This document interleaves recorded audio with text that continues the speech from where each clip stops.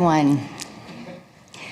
We are going to continue on with our budget presentations, and before we do, I believe there's some changes to the agenda. Is that right, City Clerk?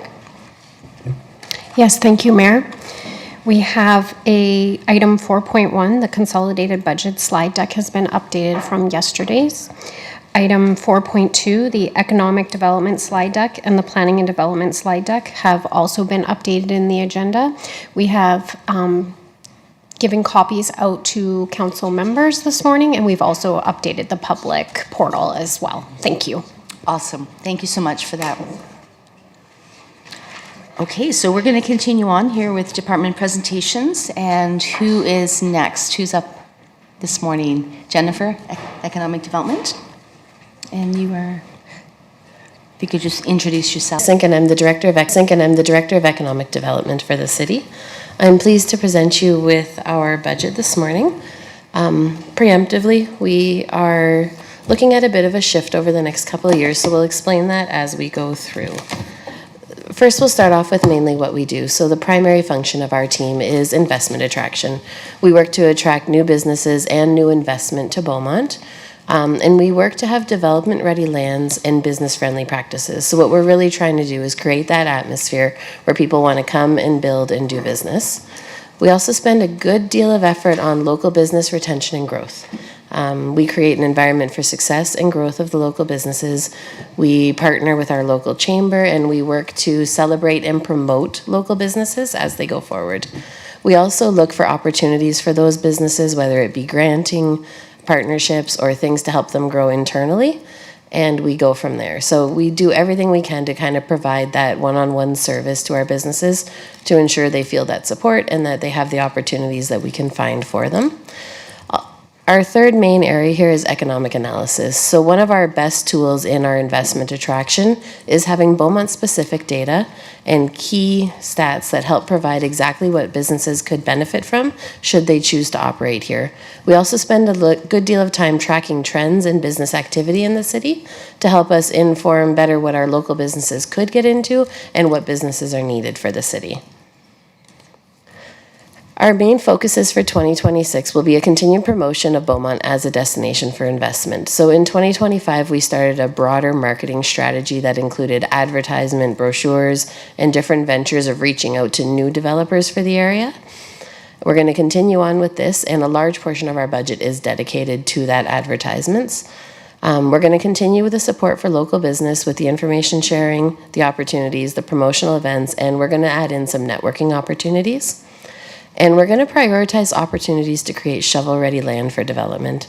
So as mentioned in the orientation, this is something that's going to start to hold us up if we don't get on top of it. So a big priority for 26 will be continuing to work with those private landowners to bring more land online for non-residential development. Some of our operational efficiencies, we've touched on a little bit, but the creation and the maintenance of the commercial market analysis really helps us use Beaumont-specific data rather than that conglomerated data, which has really honed in our focus on what we're chasing. This is much better use of our time and a much higher success rate as we're chasing businesses that we can prove are needed in the community.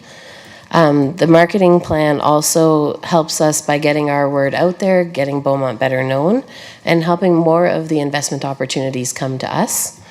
The promotion of the local businesses, not as much of as an efficiency, but as something that we've really worked to promote and do more, because what we want to do is ensure that we keep the businesses we have in Beaumont here. We want to make sure they're thriving and they're happy. So it's something that really helps us in the long run because we're not trying to fill those spaces should we lose those businesses. And one of my favorite ones is the online developer tools and meeting booking ability that have been placed on the website. So in the last year's term, what we did was we brought a lot of information available online. You can find information about different lands. You can find links to all of our planning documents and all of the things you may need to know should you're searching for a site at 9 p.m. You can also go on and book a meeting with someone on our team who have made themselves available 7 days a week, just whenever the developers have the time to meet with us. So we're not missing those opportunities anymore. Our budget 26 versus 25 is actually down 14%. This is almost wholly due to a position that is shifting for 26 and 27 budget. One of the efficiencies we're looking at, and one of the ways we're trying to bring more land online, is we've taken one of our vacant positions and moved it to planning for economic development planning purposes. So we need to get some work done to get more land closer to shovel ready. So for 26 and 27, you'll see a reduction in our budget for that position. This is the net difference for that said position there. And then I'm open to questions. Awesome. Thank you so much for your presentation. Questions? Councillor Tellenboss, do you have any questions? No, I don't right now. Thank you. Councillor Hyde. Yes, thank you for the presentation. Lee is on the contract, $5,000. What is that pertaining to as far as the contract services go that your ask is in here, contractor and general services? Again, the general services is a very vague part and kind of is a catch-all, but just wondering what part of that is the actual contracted services. Thank you for the question. Of the $175,000 in contracted services, $80,000 is the fee for Edmonton Global. There's about $30,000 that sits in the advertising budget, and the remainder is just the rest of the work we do. So whether it be the trade shows, the other small items, but about 50% of that is the Edmonton Global contract. Okay, and just a follow-up to that then, as far as the trade shows go, what type of trade shows are you looking at participating in 2026 as far as, pushing more business, of course, towards Beaumont? For 2026, we'll have more with the creation of the operational plan, but the one we have booked so far is ICSC in Whistler.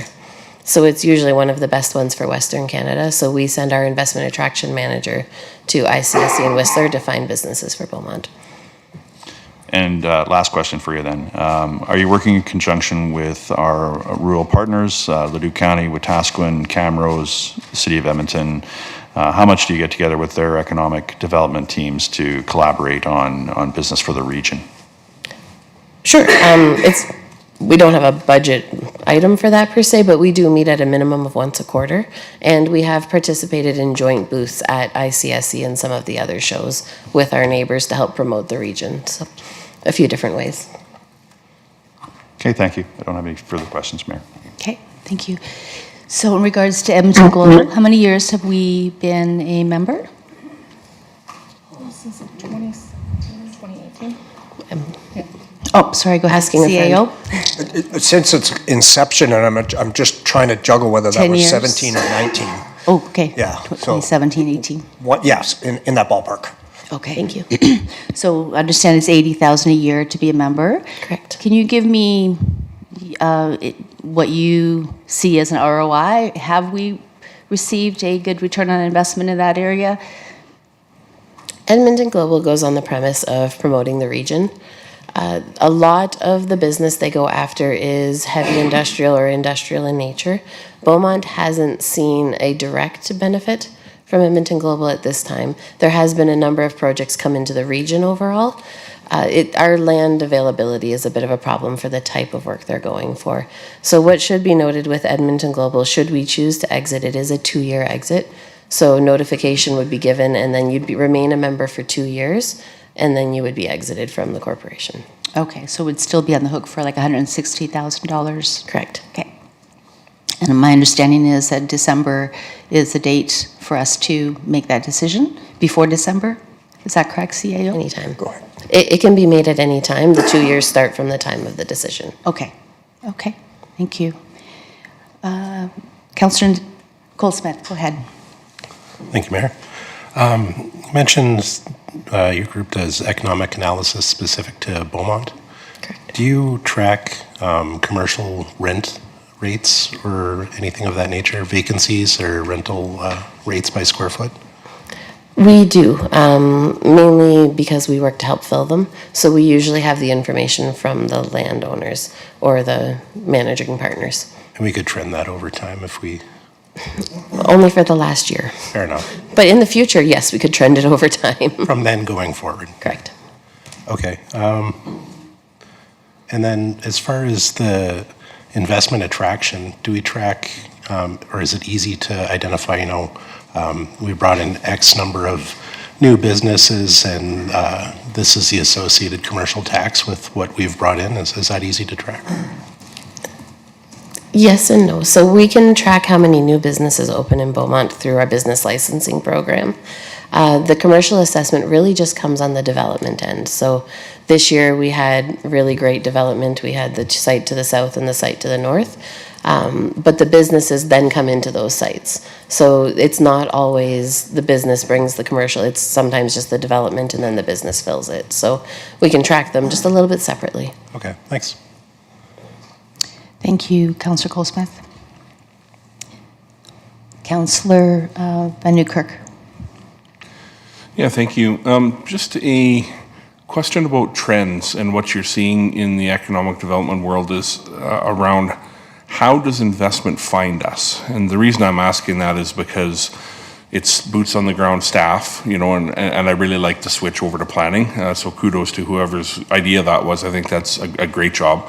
But when we look at word of mouth, when we look at trade shows, when we look at the website itself, where do we seem to gain the most traction? I think the most traction is when we're directly reaching out. Yep. So trade shows are great. They get our name out there. The advertisements do the same thing. Yep. Word of mouth has helped a little bit, but I think the most interested parties are the ones we're reaching out to directly. So what we do in that case is we take that data I spoke about and we make a small business case for them and say, have you considered Beaumont? Here's what we see. Here's the money leaving the community. When you tailor it to them, they tend to become a lot more interested. So that's probably our best line. Yeah, and where I'm going with that from a budget perspective is that, perhaps next year or the year after, like when the team is ready to grow, I really think we should focus on that, right? If we're going to invest in economic development, it should be direct boots on the ground to direct reach out, and that be the name of the game, right?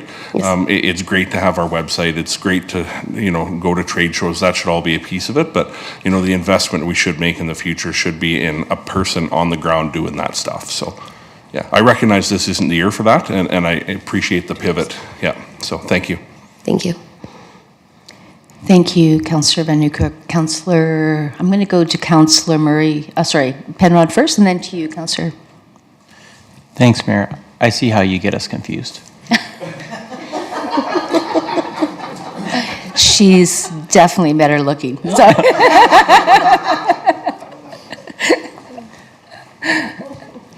I won't say anymore. Thank you for the presentation. Your department, Ms. Niesink, is obviously in a little bit different situation than some of the other departments that we're hearing from. A lot of the other departments we're hearing don't have enough stuff or things or folks to get the work done, and I think there's room for growth in your department, but as Councillor Van Newkirk said, this isn't the year for that. I appreciate the discipline involved in that and looking around you and making sure other members on the whole city team have what they need. I just wanted to take the opportunity to ask, if it's not like boots on the ground or those kind of concrete resources, what are the challenges in the department? What are the things that are standing in the way of further breakthroughs on the economic development front at this stage? What are the limiting factors that maybe as a whole team we can work on to make your job a little easier? Thank you for the question. I would say our largest limiting factor is the available land.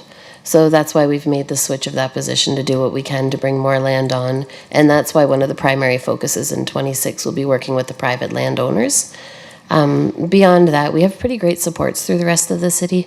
Planning, engineering, communications all work with us on our projects, so we're quite lucky. And that's how we're able to maintain the smaller team, as we do rely on the other teams as we do our work. So really, I think our biggest hurdle would be the land, and I think we're on the right path to do what we can to deal with that. Thank you, Councillor Penrod. And back to Councillor Hyde. Yeah, sorry, this is a very passionate subject for me, economic development. I really enjoy this part of it. what we hear from the constituents is a lot of the new businesses that are coming are the same. Nail salons, pot stores, liquor store, pizza place, I mean, they're looking at it all. But I think that for transparency, and we've had this conversation, but I'd like to have it a little bit more in the open. How much control do you have, and how much do you speak to the developers and saying, look, this is what's needed in Beaumont, as opposed to just grabbing the low-hanging fruit, put it that way. So I'd like to ask that question. Sure thing. Thank you for the question. One thing we do is we work with the planning department to start working with the developers early. So if someone comes in and they'd like to build a strip mall, we'll talk to them about what size of store we need, what types of stores are needed in the community. We'll go so far as to source those stores for the developer. What we can't control is who they sign the deal with. So sometimes developers would like to fill sooner than later so that they start their revenue, and they're going to come to the first of the post. Daycares, nail salons, pizza places, there is a bit of a lower overhead. There is a quick need, and they are always very quick to the market. So we do see those pop up often, but what we do is we do our best to fill the bays with what we know the community is looking for. So the city can never say, no, you can't bring this business here, but what we can do is provide them all the opportunities we can find them for more variety of businesses for the community. Yeah, thank you. That was the answer I was kind of looking for. Last question, promise. So I could talk about economic development all day, as well as community services. So the last thing is that our internal businesses, our businesses that are already here, and you had alluded to a few things on that, they're looking for help as well for parking, signage, all of these type of things too. I think that where do they turn for that? And I know there's been some changes, but can you speak to the internal challenges that you're having with the businesses and how you're coping with that? Of course. We have one of our 4 people dedicated to working with local business. So she is the contact for local businesses should they have things they want to help understand, things they'd like to do. We're not going to start valet parking cars for people, but what we can do is we can point them in the direction of the rules. We can point them in the direction of where their inquiries need to go, and we can help usher them through the processes. So we have, I don't want to say it's a concierge service, but we have one person who's dedicated to helping those local businesses be successful. And what we need to do, our biggest challenge there is getting them to reach out to her. So she's only been on since about mid-year this year. So she's going out and meeting with businesses as much as she can. But again, it's one person. So that's where part of our quarterly networking events should come in handy. The more people know who to contact, the more we're able to help them.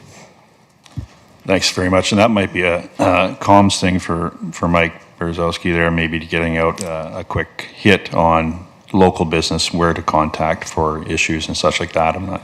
But is that something possibly we could do on a social media post saying, hey, if you're a local business and you're struggling, here's your person you go to? Absolutely. Wouldn't that be a okay thing to suggest? Anyways, that's all my comments, I promise. No, good questions. Just to piggyback on that, would there be any reason why we wouldn't just email the businesses and let them know that? We do that often. Yeah. So I think a few different ways of communication would be good to let them know. But that's great to hear that you have someone dedicated to the local, because I think that's really important. What are some of the challenges you're hearing from the local businesses? The number one challenge would be daytime traffic. Daytime traffic? Yep. Not enough? Too much? Almost none. Yeah, we have a lot of people who leave the city during the day to go to work, so that's a challenge. We've had a lot of meetings with food service in the last 6 months, and for food service in particular, serving a lunch menu becomes a decision. So that would be probably the number one we've heard, at least from the sector we've been working with recently. And that's across the board, no matter where they are in Beaumont? Correct. Awesome. Okay, thank you. Councillor Van Nieuwkerk, back to you. Yeah, thank you. Just continuing my theme from yesterday, dispelling misinformation from the campaign trail. Councillor Hyde, you started in on it. Council does not pick the businesses who come to Beaumont. Thank you. This is done by entrepreneurs who choose to invest their money in Beaumont. And you've heard from the team now that puts the time and effort daily into trying to help that out. So thank you. Thank you for that. And I'll just add on to that, because I know that there have been questions about whether or not the city controls the rents as well. And I think that's an important piece for the people to know, that we have no control over that. And unfortunately, that's an issue they have to deal with their landlord. Is there any support we can give local businesses when there are situations like that, that they find the rents, because this has been an ongoing issue in Beaumont as long as I can remember anyway? There's a couple of ways we can support. So we have had local businesses who have looked for new spaces, and we connect them with other available spaces in the community. We also work to attract more spaces. We have 7% vacancy in the city, which is quite low. So we're working to attract more spaces and more variety of size of spaces for those businesses to have options. Thank you so much. Councillor Natellenbos, do you have any questions before we end this part? I guess I'll ask the question to keep it consistent here in terms of full-time employees. Are you able to provide that number? At this time, we have 4 full-time employees. And just looking at the numbers here, it looks like a reduction on personnel. Is that a loss of a full-time employee? That is a 2-year loan to planning to work on land use economic development planning. Okay, perfect. Thank you. Does that include one of the 4, or is that a 5th? That would be the 5th. That would be a 5th, okay. Awesome, thank you so much. I don't see any more questions, so we'll move on to the next one. Thank you, Jennifer.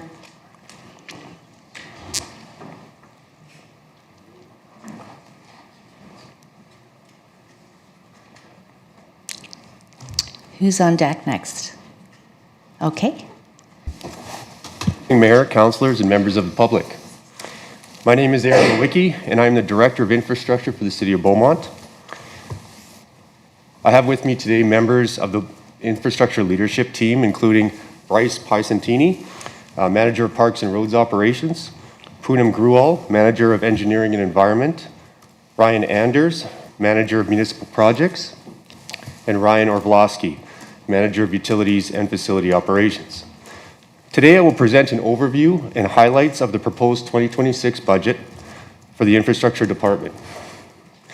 It includes a brief overview of what we do, our focus for 2026, operational efficiencies implemented in 2025, a review of the recommended operations budget and program adjustments for the department, and I will identify service level impacts associated with the proposed budget adjustments. Our proposed budget is reflective of challenges I have outlined previously. I will briefly touch on these later in the presentation. Despite challenges, our team works extremely hard to meet the needs of Beaumont residents and fulfill our service level commitments. Our team is responsible for operating and maintaining a majority of the city's critical infrastructure, including fleet parks, roads, drainage, facilities, transit, as well as managing utility infrastructure and services. Additionally, our team supports and provides oversight for development, other engineering-related topics, environmental, regulatory, and sustainability efforts, and delivers a majority of the city's capital projects. The department is organized into 4 distinct service areas with a total of 38 full-time staff, 2 term staff, 22 summer students, and 1 co-op student. I will briefly summarize each service area with the respective accountabilities on the following slides. Parks and Roads Drainage Operations is responsible for maintaining open spaces and the urban tree canopy, roads, trails, sidewalks, and city-owned parking lots, as well as drainage assets. Municipal Projects oversees planning and delivery of most of the city's capital projects, including stakeholder engagement, procurement, contract management, and tracking schedules, as well as leading improvements to the city's asset management program.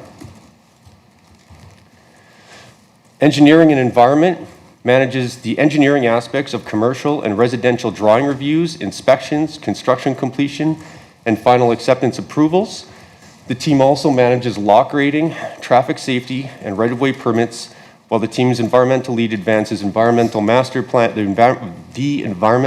plan and ensures regulatory compliance. Utilities and Facility Operations maintains the water, wastewater, and stormwater systems. This team is also responsible for city-owned and leased facilities and fleet management and maintenance. Additionally, additional responsibilities include oversight of contracts for solid waste and transit services. For 2026, the Infrastructure Department has developed a list of priorities that will focus efforts for 2026. One of the most critical priorities will be to focus on satisfying approved service levels for 2026 through continuous improvement efforts. Additionally, we will focus on utility infrastructure and growth projects, reduce sanitary sewer inflow and infiltration rates, enhance data collection and analysis efforts, support and aid in improvement to emergency management, continued development and implementation of the asset management program, which a presentation was provided on November 10th, security master plan prioritization and implementation of improvements throughout 2026, clean energy improvement program launch in 2026, continued implementation of engineering service improvements, and updates to council relating to operational and capital project progress and statistics. Next, I wanted to briefly summarize some of the major considerations and challenges our team had going into this budget. Currently, operating budgets do not accurately reflect the cost of delivering services, with no operational funding increases since 2019. Continued and rapid growth impacts our ability to deliver services as a result of increased asset inventory and service demand over the past few years. For example, 4 to 6% increase in growth of utility and fleet, 15% increase in parks and roads assets, and a 25 to 40% increase in various engineering-related services, creating challenges for meeting service level commitments. And finally, service level considerations, aging infrastructure and inflationary pressures, with an overall 8% increase in facility and fleet-related repairs, and a 21% increase in the cost to purchase goods and services since the last operational increase in 2019. It is important to also note the efforts made by the department to reduce costs and find efficiencies. These efforts include engineering drawing review process improvements to ensure complete applications prior to review that increases the efficiency of the process, resulting in shorter review times and quicker decisions. New streamlined circulation processes for planning and engineering teams to improve efficiency and collaboration between both teams, resulting in consistent alignment between teams and quicker turnaround for circulation reviews. Partnering with Leduc Transit for improved operational efficiency that allows for future growth of the transportation system, or the transit system and transit services. Lock rating program improvements resulting in increased program user satisfaction and recognition from other municipalities. Continuous improvement and adjustments to other processes and programs to optimize efficiencies, with some examples that include shifting to in-house fleet repairs to save operational funds for fleet repairs and maintenance, implementation of GPS tracking data to aid in data tracking and analysis, and continuous improvement to the city's asset management program. And finally, off-site levy model updates that provide clarity for timelines and triggers for projects, operational requirements for these projects, and improves long-term budget planning efforts. Moving on to budget. Revenues remain similar through 2026 from 2025, estimated at approximately $1.2 million. Adjustments to revenues in 2026 were made to reflect trends from 2025. Although a slight decrease is estimated revenues is shown, forecasted revenues are conservative, and we anticipate revenues could exceed projected targets for 2026. The increase in government transfers revenue is a result of the increase in the Leduc County Cost Sharing Agreement. Expenses for 2026 were calculated to increase by $1.4 million, or 13% for 2026, based on 2025 actuals to date, as well as projections and calculations completed. Some of the major expense increases for 2026 include expanded scope of service for janitorial services in 2026, as we had to take over cleaning of a city-owned space previously cleaned by others. Additional funds for transit to maintain service levels for transit schedule. additional staff to support service level commitments for parks and roads, engineering and municipal projects, increases in fuel and maintenance and repair costs due to inflation and growth, increases in electricity and water charges for both rates and usage for the city-owned facilities. It should be noted that the city secured a more competitive rate for gas in 2026, which resulted in significant savings for the city. However, these are offset by higher electricity and water costs. Increases in volume and cost of materials to support parks and roads operations, including snow and ice control program. Additional funding requests would provide much needed support for operations to help meet service level commitments. Transfers will decrease from 2025 to 2026 as portable toilets and the Bellevue Skate Shelter previously funded from reserves are now proposed to be funded through the Infrastructure Department operating budget.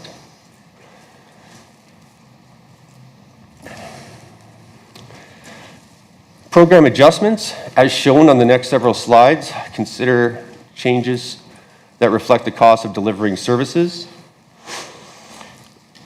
Cost of delivering service, including all efficiencies that have been incorporated into operations while taking into consideration some one-time service reductions for 2026. These service reductions have been applied with the intent to lessen the overall burden of the operational increase to taxpayers. These one-time service reductions, with a value of approximately $465,000, have been applied for 2026 with the intention to include them in the budget for council consideration again in 2027. The Parks and Roads operations team have witnessed significant growth in assets to maintain without adequate funding to support this growth over the past 6 years. The gap continues to widen between the team's ability to deliver service level commitments and the number of assets and amount of work required to accommodate the maintenance of the city's parks and roads assets. Hence why the department is requesting significant funding to make up the shortfall to allow the team to meet service level commitments in 2026. These funds will include resources to aid in service delivery, funds to support operation of assets that were brought into the city's inventory over the past 6 years without operating funding, funds to support operations at the cemetery, which have been underfunded for many years, as well as additional funding to cover assets built and transferred to the city for operations in 2025. For planning, design, and delivery of projects, this request is based on trending data indicating increased project workloads to deliver city projects. This adjustment will accommodate growth of the capital program over the past several years. For engineering aspects of land development, continued growth has increased the demand for engineering reviews, permitting, and approvals, requiring additional funding to support efforts to meet service level commitments in 2026.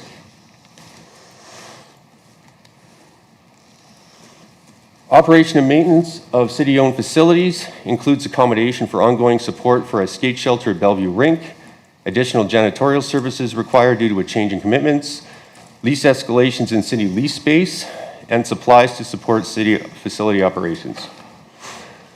For operation and maintenance of fleet and equipment, this program has been drastically underfunded for many years and encompasses an aging fleet with a fixed budget while the fleet continues to grow annually. The increase in program funding will accommodate fleet and equipment repairs that are critical for maintaining service level commitments for parks, roads, facilities, and utility areas. For transit operations, this program adjustment includes a request for additional funds to support meeting current transit schedule commitments. The current transit schedule cannot be met on a regular basis due to increased traffic pattern changes, and construction on the transit route between Edmonton and Beaumont. Additionally, a transit fare increase is proposed for implementation in 2026 to help offset a portion of the cost to deliver transit services.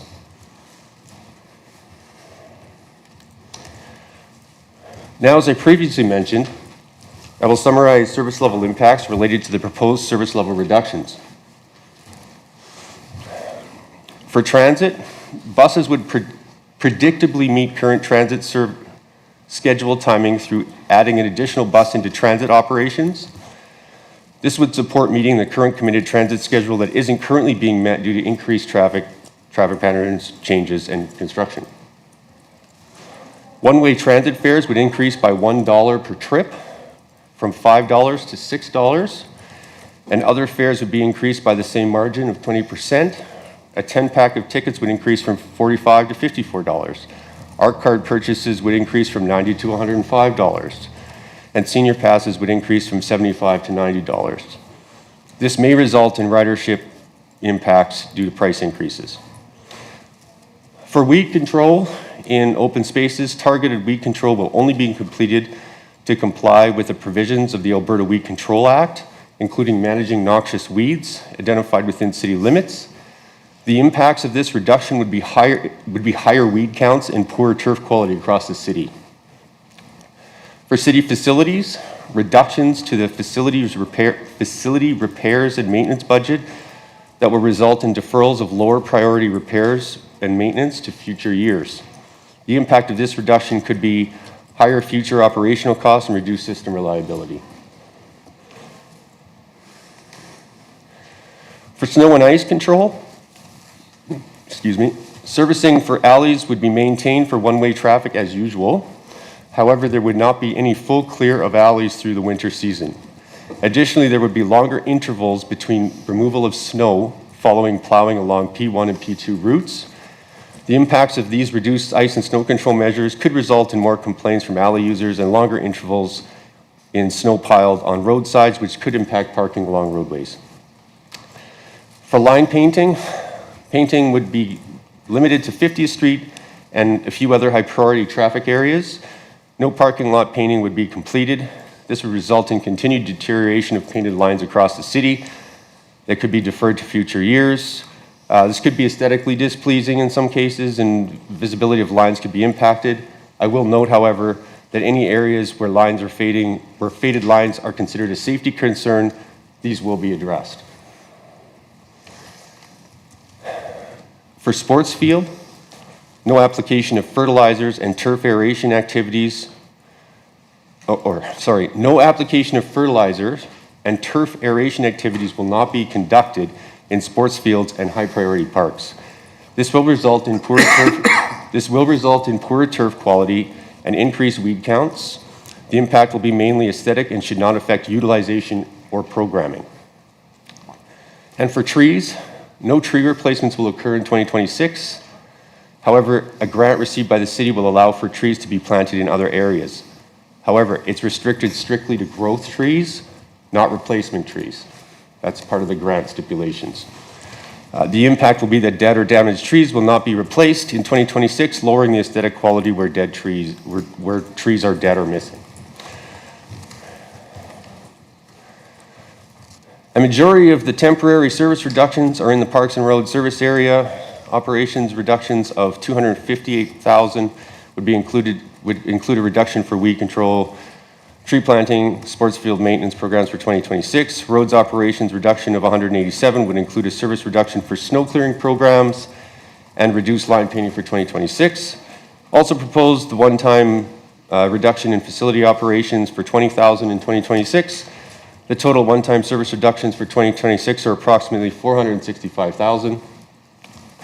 In summary, the infrastructure department is seeking an additional $1.2 million in operating funds for 2026 to manage aging infrastructure growth, inflation, and previously observed budget deficiencies while minimizing service level reductions to residents. That concludes my presentation. We would be happy to answer any questions council may have at this time. Thank you. Thank you. I know that was a bit of a... Kind of made up time yesterday. Thank you for that presentation. I'm going to go to Councillor Murray first, and then to Councillor Van Newkirk. Thank you, Erin. I really understand this has probably been a fairly tough budget for you. It sounds like you've made a lot of cuts. So I actually have several questions for you. One is that I'm wondering what the temporary service reductions that you have planned, what has been that overall number in savings? You may have listed it before, but I didn't catch that.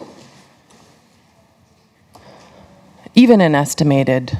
Through the mayor to Councillor Murray, the savings, just to clarify, the savings from the service reductions? Yes. The service reduction total savings would be $465,000, give or take. Okay, thank you. My next question is regarding the, I'm not on the right page, the grass and sports fields where you were saying no application of fertilizers. Do we do some spot spraying in highly weed-dense areas, and can we continue that with this budget? With this budget, basically what we're saying is that we will comply with the legislation that says we must, and that'll include, there'll be certain weed species that are identified that we must control. And so we will make sure that that is dealt with to make sure that we're meeting our legislative requirements. Beyond that, this budget doesn't allow for any further weed control outside of, if you consider mowing the weeds, that's a form of weed control. Mm-hmm. And that would also include mowing where mowing is part of service level requirements. Okay, thank you. Then going into transit, you have talked about doing a fare increase with this possibility of an additional expansion with the additional bus and that. But I'm curious because my understanding is that we have that relationship, that ARC pass with the city of Edmonton. And is that something that we can do, is raise the price? I thought it was one price for all. With transit pricing, we have the ability to set our own transit fare rates. And the idea is that, one, it helps manage the burden of the transit, the cost to run the transit. And it also brings us in line with some other municipalities. I know that several other municipalities have recently raised their rates to $6 and above, so we would be in alignment with that. Okay. Then as well with transit, we've talked about this being able to meet our current obligations with the transit schedule as it is, being an additional $500,000, and that is using the bus that we're not currently using right now and staffing it. Is that a full-time day addition, or is that peak hour additions that we're looking at? Basically, we have 3 buses currently. With our current setup as we're running operations right now, we run 1 bus. 1 bus is backup, and 2 buses are backup. And I first wanted to clarify some of the wording you used. Expansion. We would be enabling another bus to run service to meet current service levels. I just want to clarify, it's not an expansion of service or routes. This is simply to meet our current scheduling commitments, because we aren't able to do that right now. Currently, the transit schedule is 40-minute frequencies, and it's not being met. And so the buses are late to the stops. Users are frustrated, obviously. We're getting complaints, so on and so forth. The intent was to sort that out so that it could be more reliably show up at stops and drop people off when they need to be there, hence creating a more robust transit system. Okay, so then that would just be somebody then part-time hired to kind of fill in the time gap?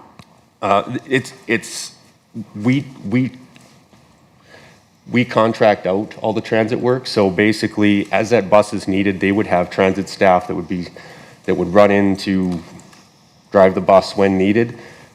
I'm not sure on the level of requirement for when that bus would run. Would it run all day? I'm going to defer to my colleague, Ryan, if he has any further clarity on that.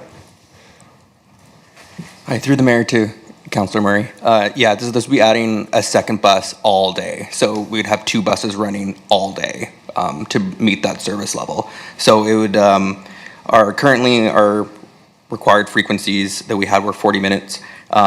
Bringing the second bus in would bring the service frequency to 23 minutes in the morning and 28 minutes in the afternoon due to the changes in congestion in the roads throughout the day.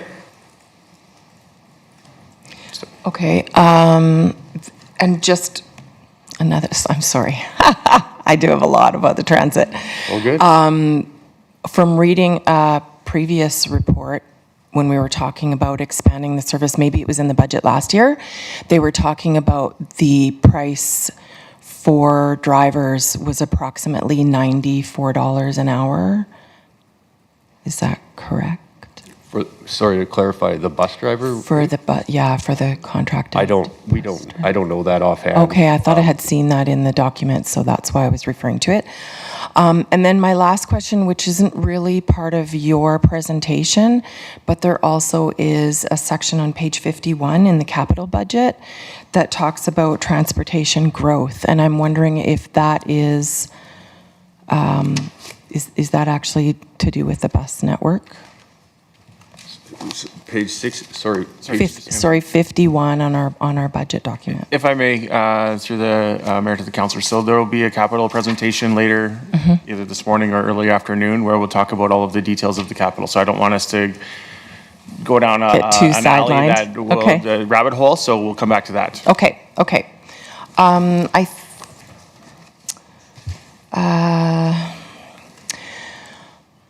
Then,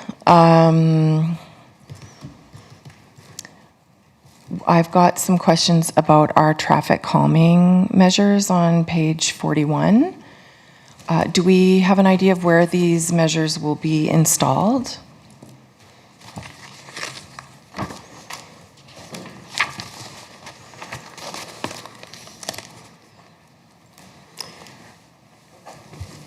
Through the mayor to Councillor Murray, at this point, that's a traffic safety program, which is a very general program to allow us to do different.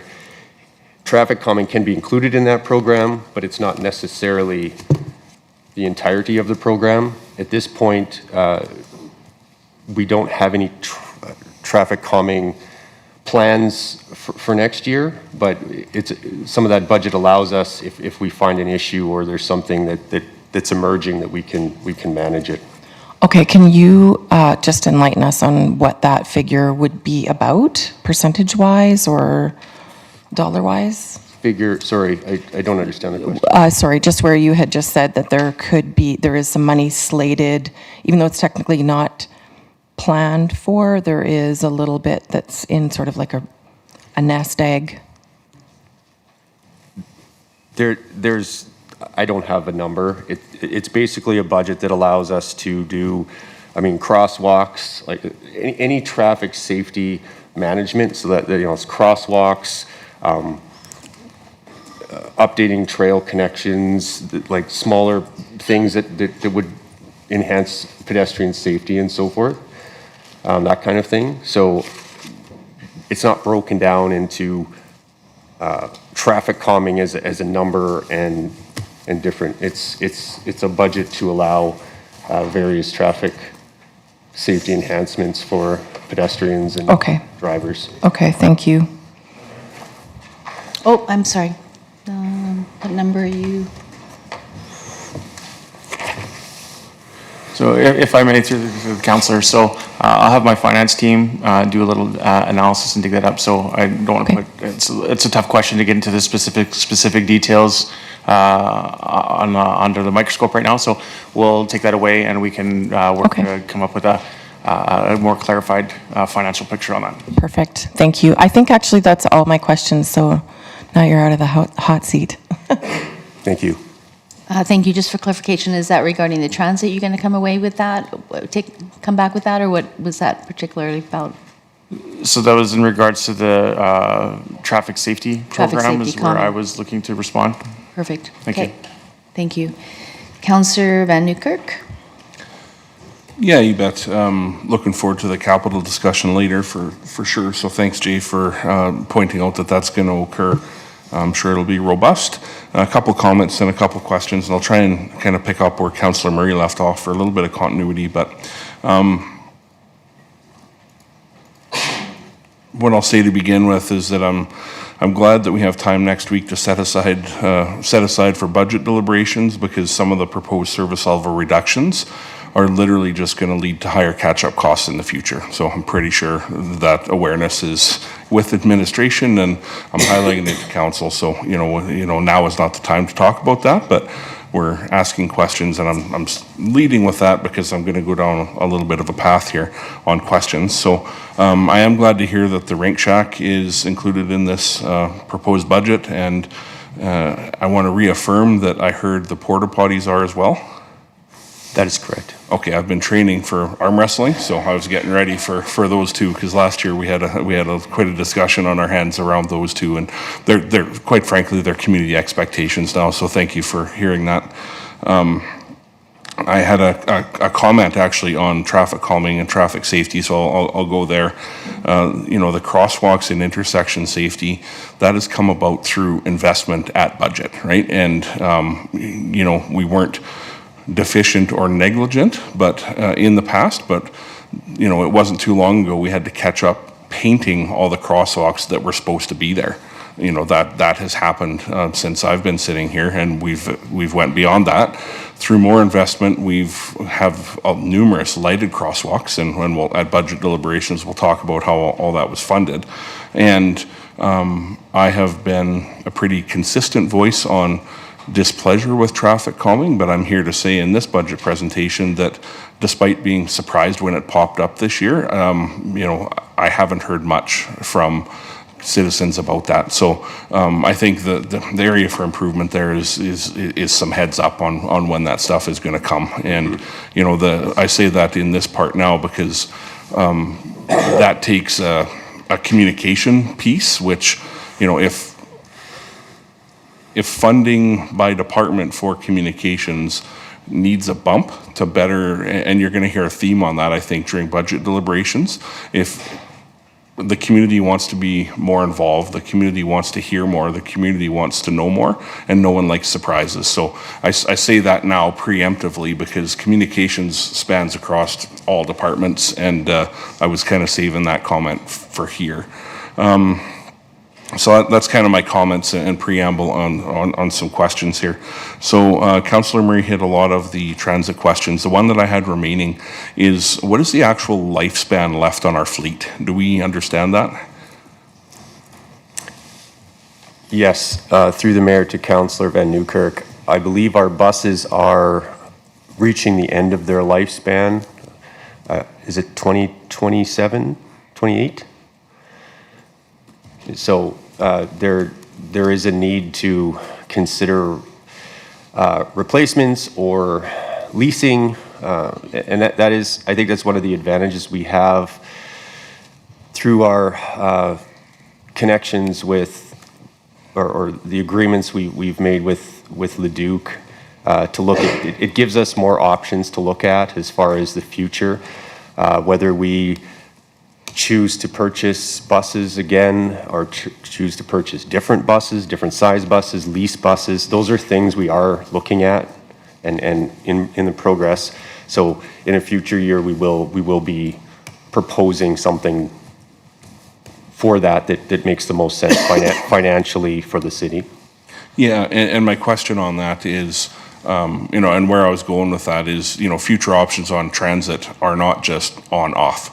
Right, like there are other options around purchasing, because quite frankly we have too much bus, right? Like, and we know that, and we spoke about it in this room. Like physically too much bus. Shorter ones would have did us better. Lifespan is all the same. We've crafted a relationship with Leduc Transit, so there's that there as an option, and like you said, leasing. So, so. Absolutely. Yeah, so I was going to ask what those options were. When it comes down to the.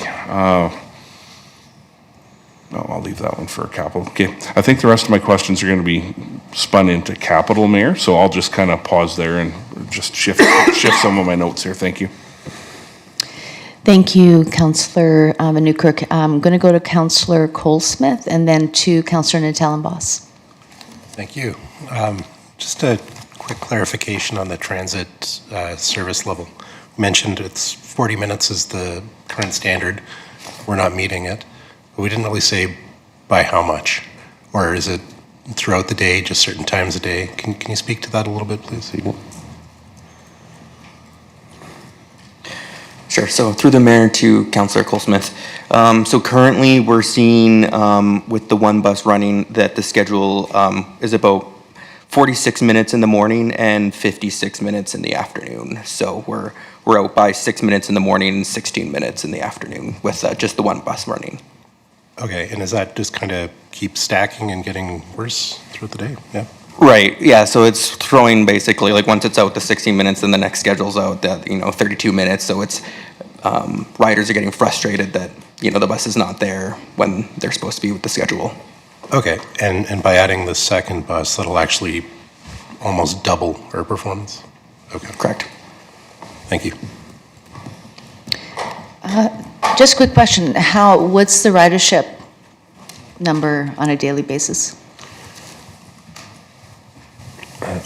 Through to the mayor, we have that. I don't know, Ryan, do you have that readily available? I know we have it, I just don't have it at my fingertips. Do you have it? Or we can get it? I don't have daily, but I do have weekly ridership numbers. So on average, weekday ridership is 199 riders, and weekend ridership is about 49 currently. So total ridership's about, this last month was about 44,400. Okay. And how close are we to, how close are we to collaborating with Leduc County and Leduc City in terms of a regional collaboration for transit?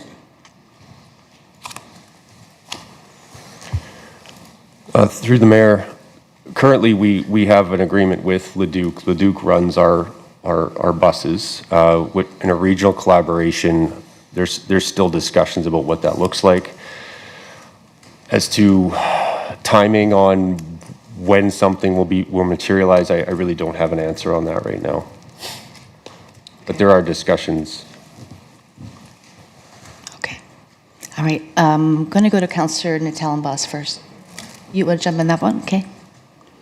Yeah, thank you, Mayor, for that latitude. Just to jump in on what Councillor Lewicki just said, there's been studies on timing and potential routes and quite a bit of effort put in internally here and with Leduc around figuring out what it could be, and then council didn't go that route.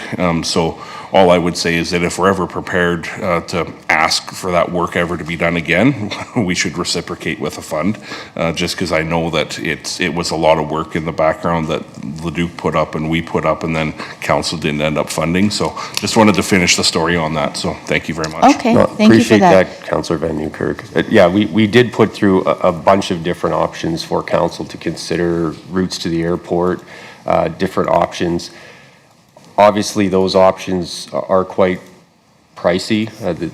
The cost to fund them is quite extensive, and to Councillor Van Newkirk's point, it was chosen not to go that route, and we did increase our service level somewhat 2 years ago, which definitely impacted our ridership in a positive manner. We definitely saw an increase in ridership versus our previous setup, but still, there's a ways to go with that. Yeah, thank you for the latitude there, Mayor. Thank you. Okay, Councillor Natalenbos. Perfect, thank you, Mayor. Are we able to repeat the ridership that we had mentioned for weekend and weekday?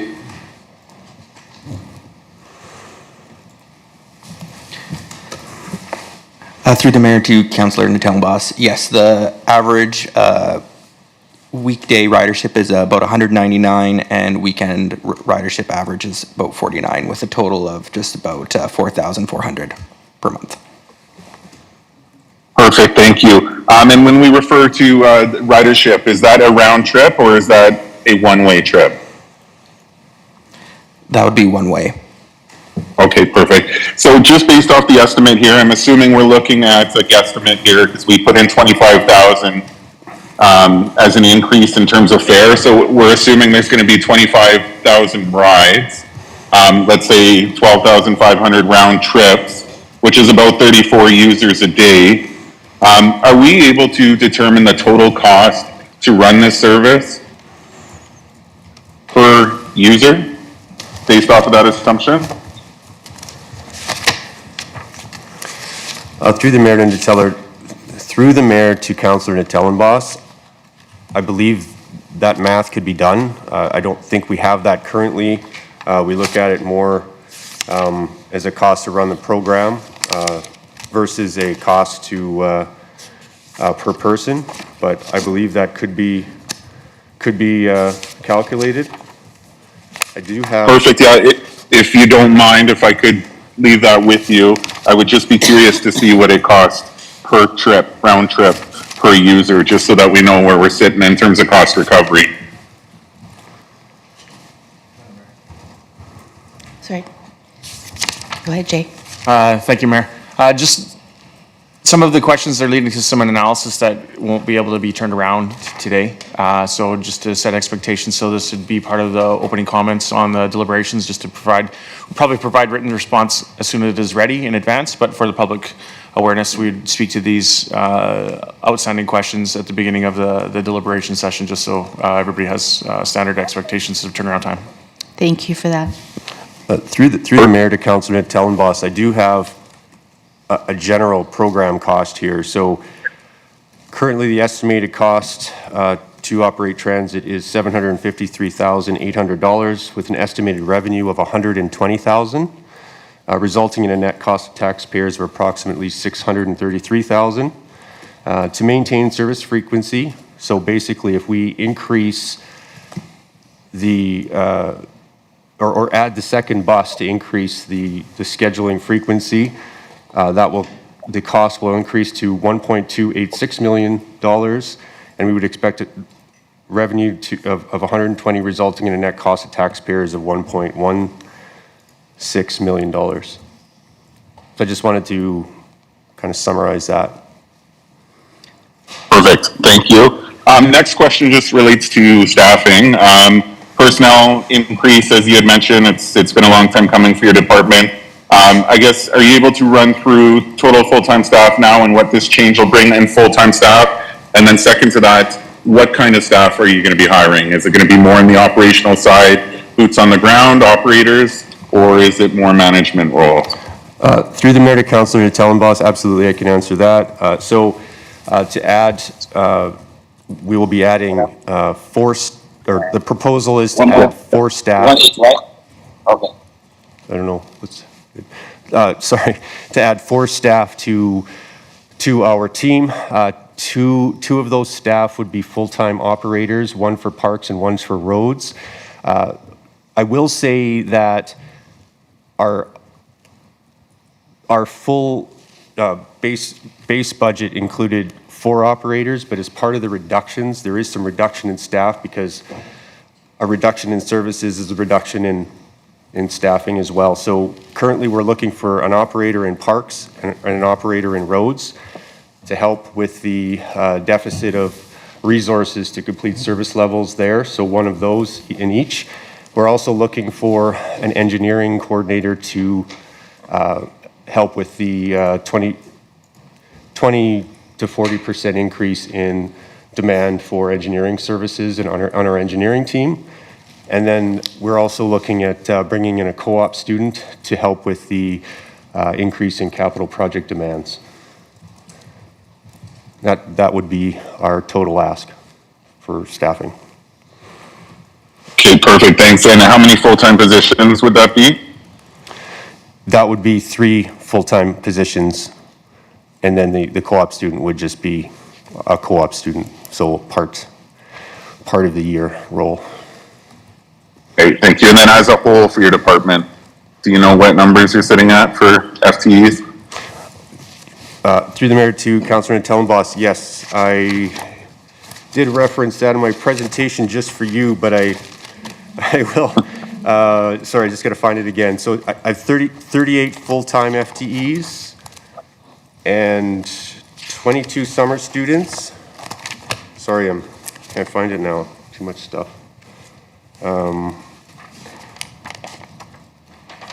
1 co-op student,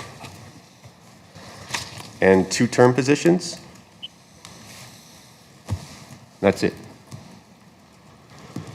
Okay, perfect. And then just last question, again, kudos to you and the team for realizing the importance of having that ice shack. I might just bring this up, I guess come capital time, but it looks like we're planning to have that in place as a rental unit for quite some time. So maybe the discussion will come in capital to look for a more permanent structure, even if it's something temporary like a C-can or something. But yeah, I'll hold that question for later. That's all I have. Thank you, Mayor. Thank you, Councillor Talonbos. Councillor Hyde and then Councillor Murray.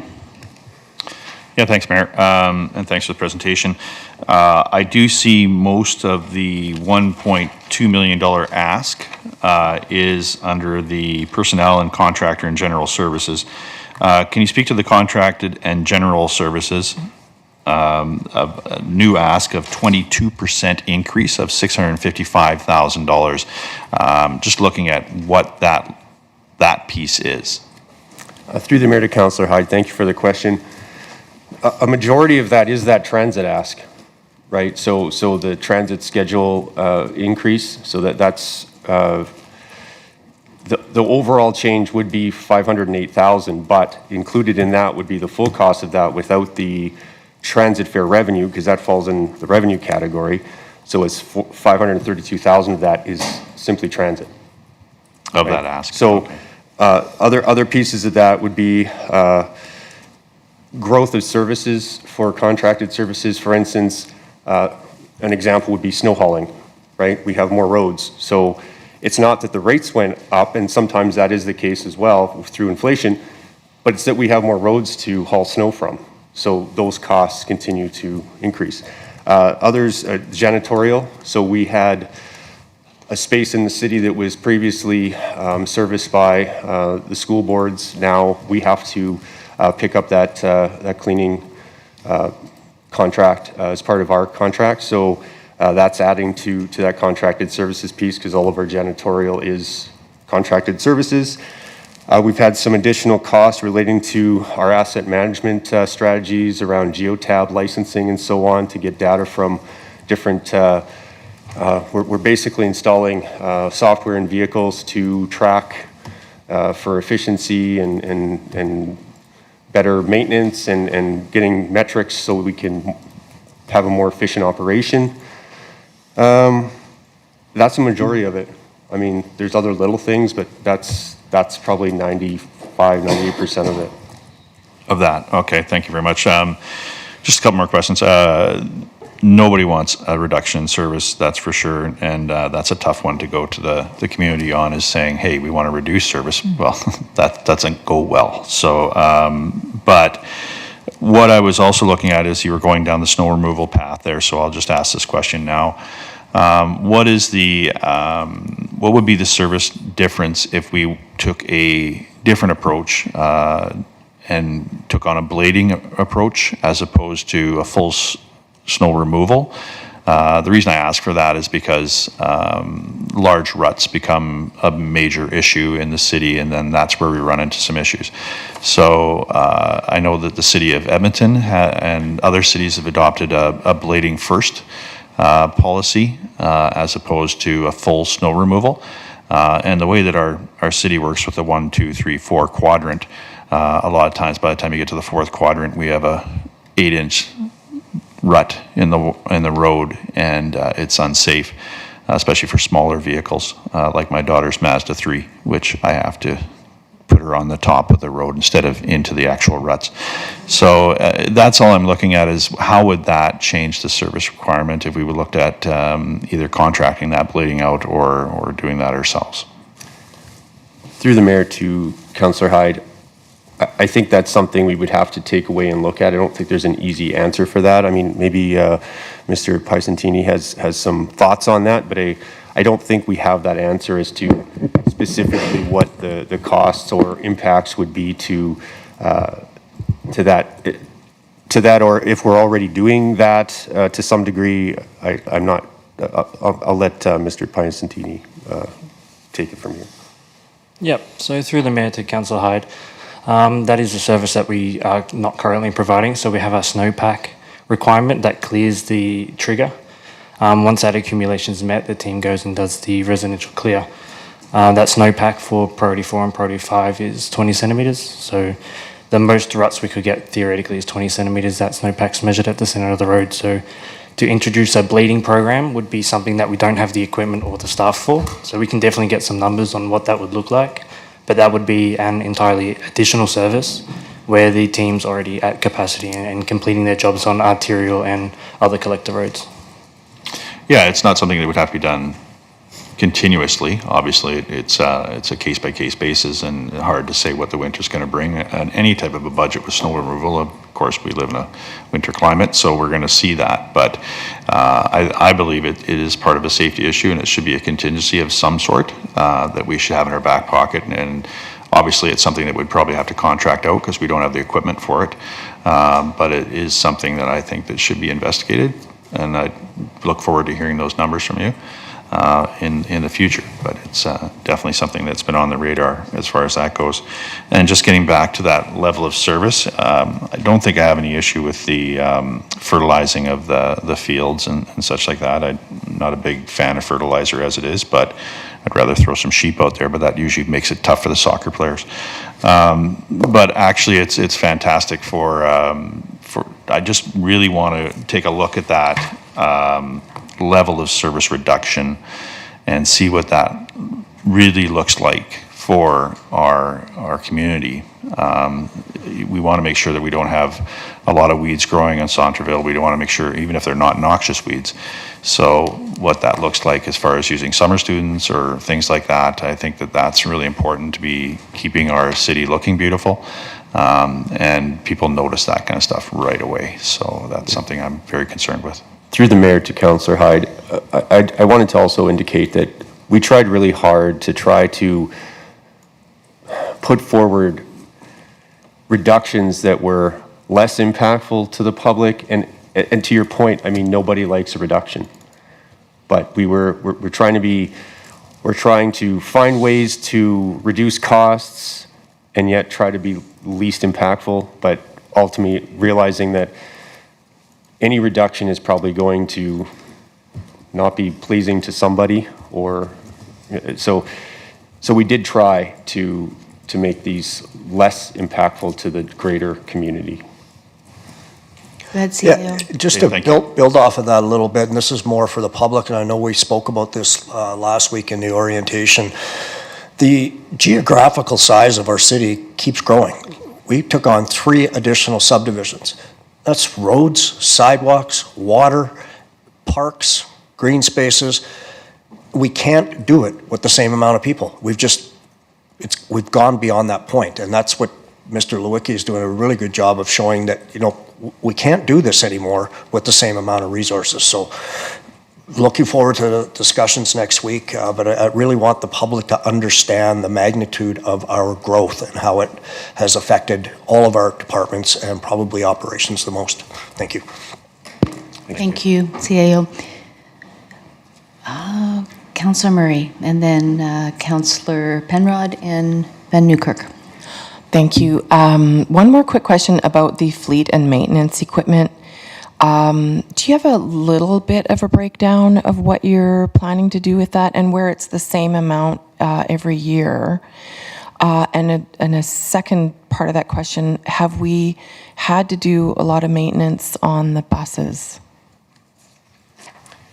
Through the mayor to Councillor Murray, I don't have a breakdown of the fleet and repair and maintenance budget. I'm not sure what kind of level of detail you'd be looking for there. Essentially, that budget allows for any repairs of whatever the fleet needs, right? Tires, oil changes, bearings, filters, engine work, so windshields. This is really actually just maintenance, not replacement. Absolutely. This replacement is capital. That is nothing included in here. Okay, This is simply repairs and maintenance to fleet and equipment that we have. And I understand from our discussions yesterday, we do have people hired here, City of Beaumont, that do that work? That is correct. We have a fleet technician who does fleet repairs and maintenance work. Now, to be fair, though, we do still have contracted services for fleet. There are some specialized things that our fleet technician can't do, or we don't have the equipment to facilitate certain repairs. So, I mean, if you're going to replace an engine or something, we may not be able to do that. So that would be sent Contracted out, contracted sort of out to a contractor. Mm-hmm. And there is specialized. It's just like a car. I mean, they have special computers that we don't have that maybe need to do diagnostic work or something, and that would have to go to a special shop for that. So. And so then some of that is the buses too? Like, would you say they've been in as well? The buses, we do not maintain, I should clarify. Okay. That is contracted because the buses are contracted out. The bus operating contractor does the maintenance work on the buses. Okay, thank you. Thank you. Thank you. Councillor Penrod. Thanks, Mayor. And thanks to all my colleagues for your good questions. It leaves me with a few just to clarify. Mr. Orlovsky, you mentioned, I just didn't catch, the current proposed adjustment to the transit budget. You mentioned the impact that we would expect that would have on service times, like scheduling. Can you just say those numbers for me again? Sorry, number 7? Through the mayor to Councillor Penrod. So with the approved increase, the schedule would change to 23 minutes in the morning and 28 minutes in the afternoon. Currently, we're seeing with just one bus that our schedule is about 46 minutes in the morning and 56 minutes in the afternoon. Thank you. Yeah, so just to clarify here, my understanding is like we can't put an extra half a bus on the road. And so if we're going to correct for the service commitment, which we currently have is 40 minutes, we're currently over by about 15% in the mornings and about 40% in the afternoons. But we don't have a delicate solution. We have to put a full another bus on the road. So then we would actually be almost doubling our current service commitment in the morning and about 150% of that in the afternoon. And so it comes with a significant cost. Are you doing any work in the background projecting what those changes could do to ridership?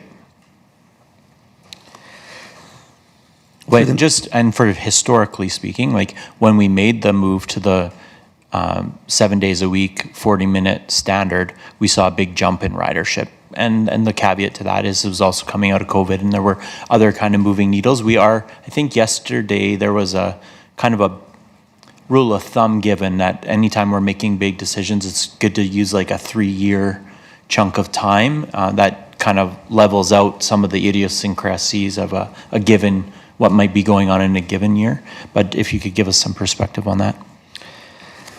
Through the mayor to Councillor Penrod, we aren't expecting a large jump in ridership with this increase. Essentially, the bus will be running the same hours of operation. When we saw the large jump last time, we increased hours throughout the day. Before it was just running in the morning and then in the evening.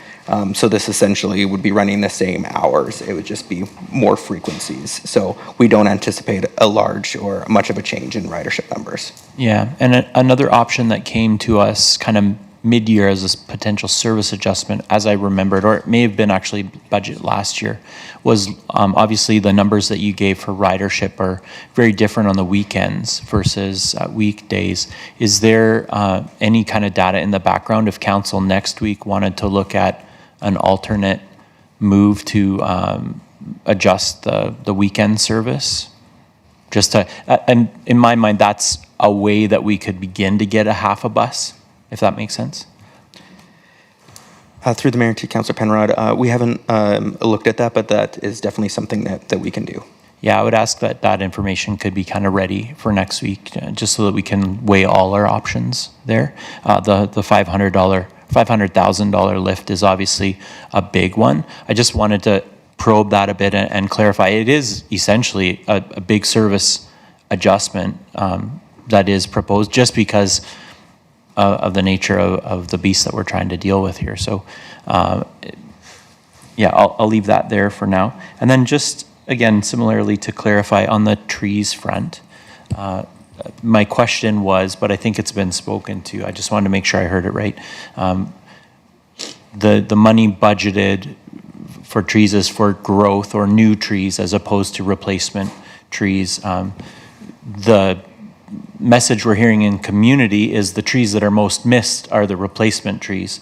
But is there a different cost associated with new trees versus replacement trees? Or is there another factor that's impacting our decision to focus on growth trees? Through the mayor to Councillor Penrod, basically what's happened is that we were able to get a grant for growth trees. Now, obviously there's a distinct definition of growth trees versus replacement all trees grow, right? They do. Can't we argue that way? That is true. We hope. Yeah, we need to plant some of those. In order, the fortunate part of this is that we received this grant, which is basically we get trees that we don't have to pay for, essentially. The problem with that is that we have to displace our efforts to replace trees in order to accommodate this growth program that's been put forward.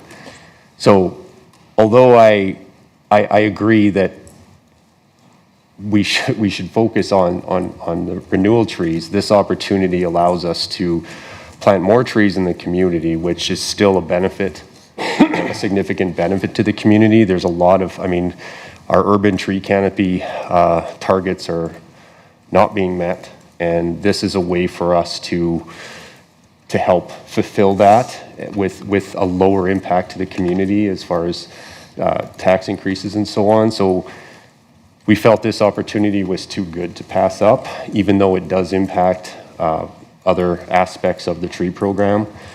So essentially that is something we'll have to catch up on in future years. But in this point, that was the plan to try to accommodate this grant approval. Yeah, Thank thanks. So it sounds like, I guess first point I want to make, because we get talking about grants sometimes as though we don't have to pay for them. So I like to come back and just remind myself that there's no such thing as a free lunch. These grants come from somewhere, and usually it's tax money that we just paid at a different order of government, right? So I think this is a federal grant that we've received. It sounds of it. Yes. And so if I'm understanding you correctly, there's a double piece here. One is that the grant is tied to new trees, and two, to put new trees in the ground requires some effort and work on behalf of our employees, and so we need to actually redirect them from other work to be able to do that work. Is that? That's correct. Okay.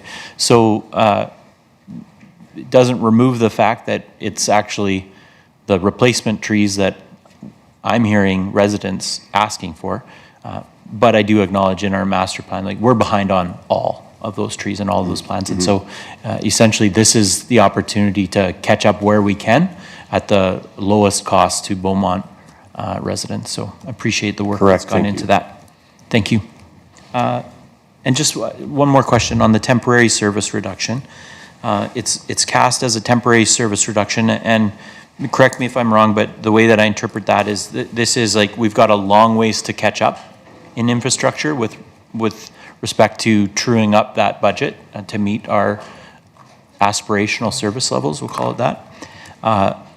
And this is one way that we're sort of phasing it in.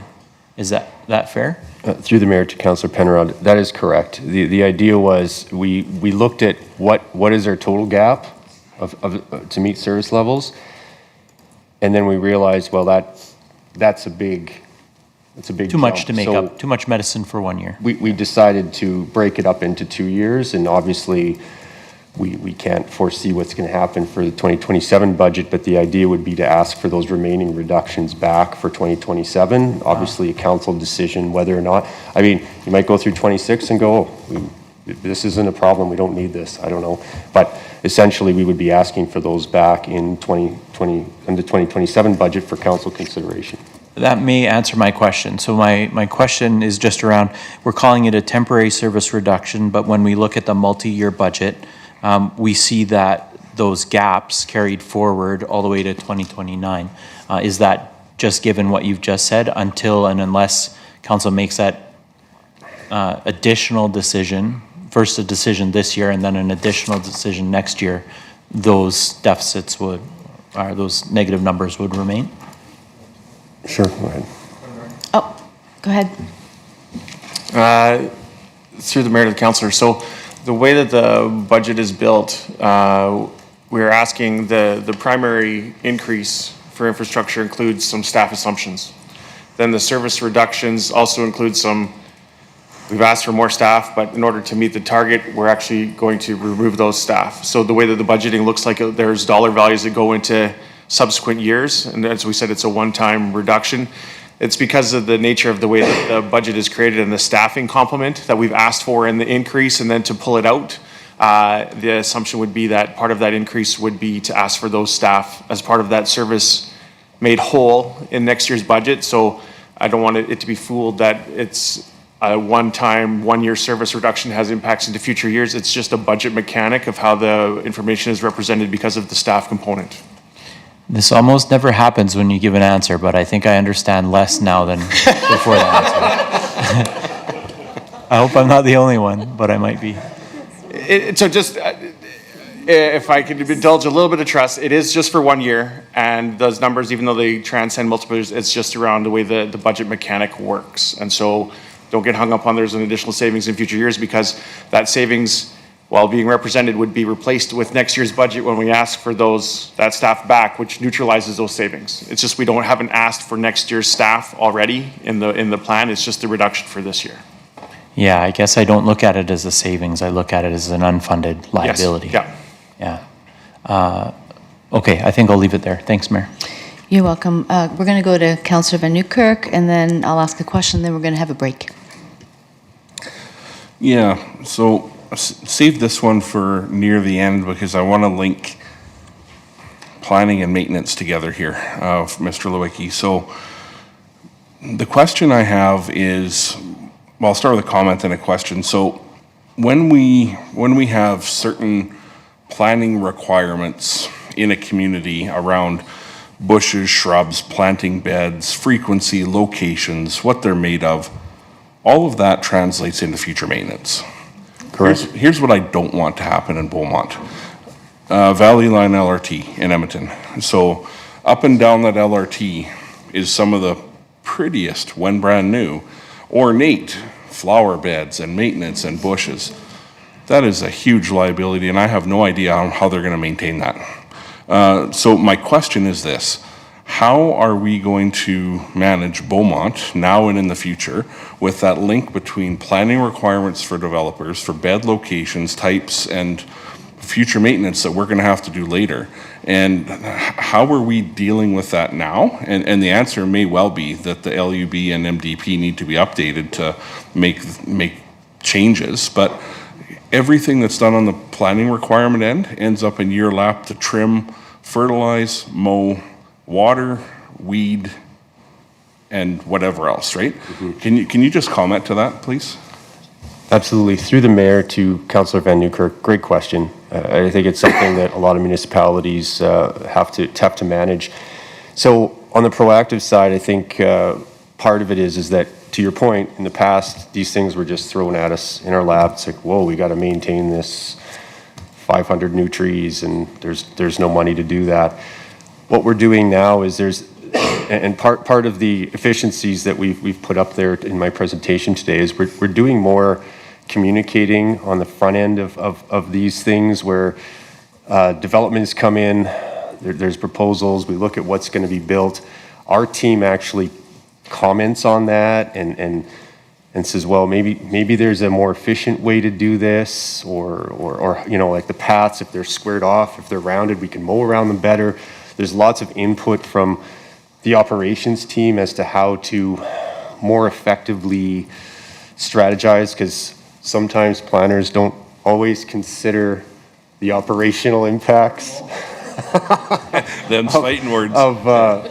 of these things. And I know that's sometimes a boring thing, because, you know, the most beautiful things aren't necessarily the easiest to maintain. So on the proactive side, we are looking at these things and trying to influence the outcomes, as well as when these things do come to fruition, we will be making sure that there's an operating impact of contributed assets that's presented to council and says, hey, this is coming online, we need to maintain this.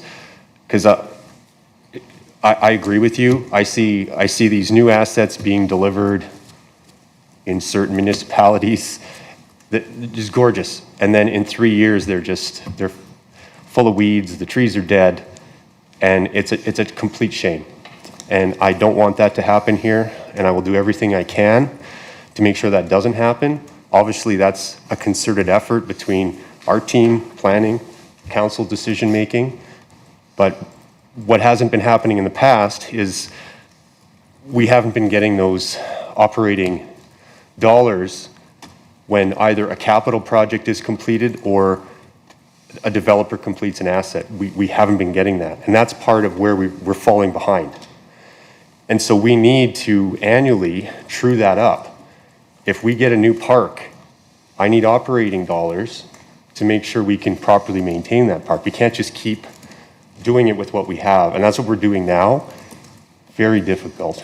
Our team is so thin, and I think they're doing an incredible job with what we have, because we really don't have that much. But we're at the limit right now. Okay, and this question will be my last one, and it's for Mr. Loki and maybe for Jay as well. So, in budgets past, and CEO Schwartz just said we got 3 new developments last year. How do we tell the story of what's coming next better? And I'm going to presuppose that by saying we need a map, and the community needs to see and understand what we're dealing with. So we know what Beaumont is. We know which developments we're anticipating. The team knows, your team knows, what developments we're anticipating this fall, next year, 2 years from now. That corresponds to 14 kilometers of trails next year and 42 flower beds and 9.8 kilometers of roads, or whatever that is. That level of storytelling is absent right now. And if and when we're going to be looking, council is going to be looking to get the community on board with what's proposed here, what I'm saying right now is we need to tell this story better. And we need a tool. Council needs a tool. Council needs a map. I would like, Steve would like, Councillor Van Newkirk would like a map that says, here are the developments we anticipate next year. Proactively, community, there are 4 more developments that are coming the next year. I can anticipate infrastructure is going to ask for this. At this point, don't be surprised when they need another truck. Don't be surprised when there's another Kubota driving down the street. Don't be surprised at these things. The community is asking, Councillor Murray is a great example. You know, you've done a great job getting elected, done a great job listening to residents, asking the questions on the things that she's asking. That is as fresh of look into this as we can have. And the council's asking that level of detail, right? Like, what is the maintenance? What is the trucks? And until we can tell this big picture story better, the community is going to be stuck at oil changes. And you know, council needs administration's help here to tell this story. So there's my plea. Jay, I have no idea how we get a tool like that. That isn't a written response, right? But there's something there that we're going to need, and I almost guarantee you at the budget conversations, a tool like this would be helpful. So indulge me. So how do we do this? Through the mayor to Councillor Van Newkirk. So I'm my very valued colleague, Ms. Raymond, is planning to speak to a bunch of that element in the presentation coming up. Perfect. But I'll just speak to the budget challenge that's associated with that. more information is always beneficial and better. Planning for that will continue to challenge. So now rather than 8.87, maybe it should have been 12. And then at some point the asks will keep climbing and escalating. And then really it comes back to driving the service level conversation and appropriate services, because we can identify, and then it just makes that number really big and unpalatable. And then we're in a bind position. So 100% we would love to present that information. I think that's what Ms. Marion will speak to, but it does compound or emphasize the importance of service being the primary lever for council. Yeah, what I would say is that's just the reality. It just presents the reality, right? And if we anticipate one development next year and then the year after that there's 4 more coming, that's just the reality, right? And it's part of the storytelling. It's part of what the community can expect. It's part of what council can expect to need to, just have in the back of our mind. Oh, remember how 2026 was, and the CAO said we got 3 new developments last year. Well, we trued up services and then we only got 1 development, and look out in 2028 because we have X number of developments coming on, right?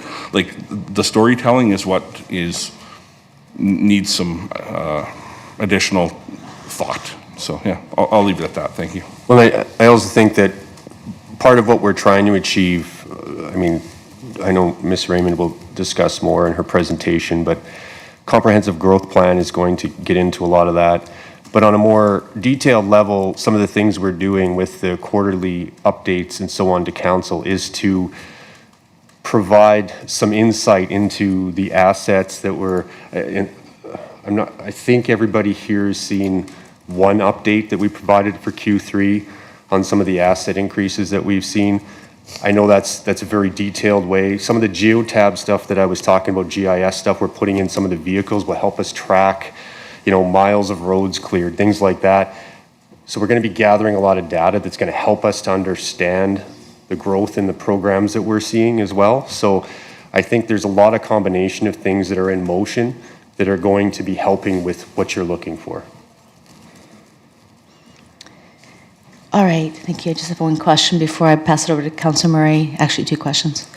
So you talked about a reduction in the snow and ice control. I know this is an area that I had a lot of questions about on the campaign trail. People who have not had their street cleared for 2 years.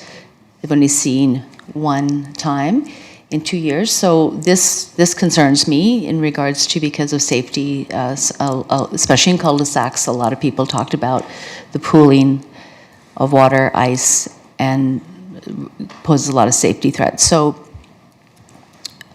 my question is, would administration be able to provide a clear list of the operating projects that are on the books for, or the asks for 2026? And if we were to actually not temporarily pause, but to actually meet or focus on priority services and defer some of those things, what would be the impact? And what are some things that are maybe are must-haves as opposed to like to have? Through the mayor to Mayor Vanderquack, I think what we tried to do with the budget this year was to identify the reductions that would be lower impact. That was the exercise we tried to achieve with this. One example was, it would be easy for me to say, cut the portable toilets. It's an easy one. But we also recognize the value that adds to the community. So we didn't. We left that in. We tried to choose certain things that were maybe less impactful to the way people use city assets. So I don't exactly know what you're asking for. Maybe you could clarify a little more as to what you're looking for.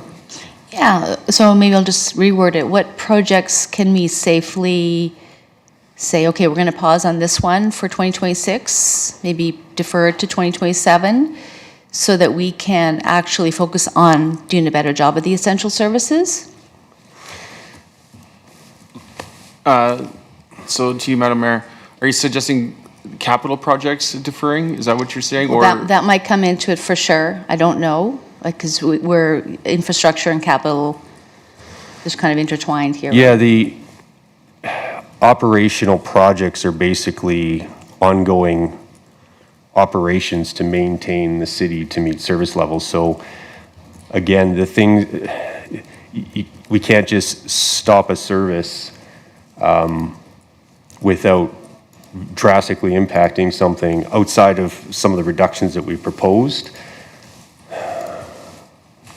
And honestly, we have been in the background trying to defer a lot of the services that, like, we're not doing certain things that people may not even know we're not doing just to get things done, right? Like if we're short-staffed enough that we have cut back on a lot of things just to focus on those front-level critical services.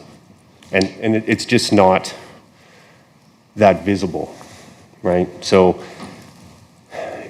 it's tough because we've just been taking on inventory. We've had no staffing. We've had significant growth.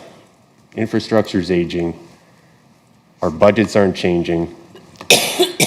And for the most part, I mean, I know we talk about a degradation of service, but for the most part, we are meeting service levels in most cases. Yeah, no, I can appreciate the complexity of it and the difficulty of it. I'm just asking the question for transparency and for, the public to know what are the things that are creating the pressures, the challenges, the opportunities, because at the end of the day, this hits them. In the wintertime, it's a very real part of everyone's life here in Alberta, and so if people can't get out of their driveway, they can't get out of their cul-de-sac to have to get their neighbors to push their car out because there's so much ice and the snow hasn't been cleared, so it becomes a problem. Understood. And so our current budget ask allows us to, so we're adding a park staff member and a roads, we're proposing to add a park staff member and a roads member, which will help to reinforce our service levels for snow and ice removal across the city. Now, there's a difference between meeting the service level, and I mentioned this in a previous presentation about the gap sometimes between citizen expectations and service level commitments. And I think sometimes, currently we have our policy, we do a clear of the entire city once a year, right? And so that might not be something everybody likes. They maybe want it cleaned every second week or once a month. We're not funded for that, nor do we have that commitment. And our service commitments are in line with other municipalities. So we try to meet that accordingly. If complaints are suggesting that our service levels aren't accurate, then maybe there's a discussion where we need to change our service levels and increase that service level and fund it accordingly. Does that make sense? Yeah, it does, and obviously a discrepancy in what you say is happening and what they say is happening, right? So there's a disconnect there in that regards. But I don't want to belabor this because we do need to take a break. I know there's a few other, one short question, CAO and Ms. McO'Neill, did you guys are good? Okay, go ahead, Councillor Burry, and then we're going to take a break. Thanks. This was just to jump on to what Councillor Van Newkirk had mentioned, maybe having something that would illustrate a little bit better for the public, but maybe we can have something that would not only suggest how a new subdivision, as an example, brings added cost in terms of equipment, but also in terms of personnel. That's all. That's my only statement. Yeah, that's a good recommendation, even in the interim, like a spreadsheet, or say, hey, this year, this is what the city's going to take this over, and this is what it's going to entail. Like even a spreadsheet online would be great. Okay, CAO? No, you're Very good. quickly. Keep going back and forth. No, Mr. Lewecki, were you going to say anything? Okay, awesome. Thank you.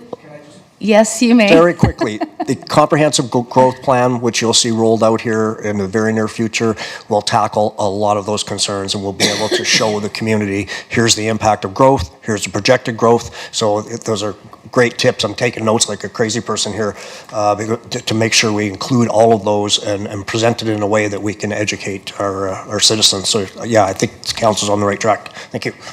Thank you so much. We are going to take a break.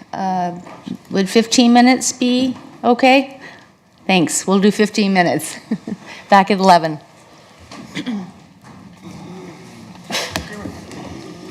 Thank you.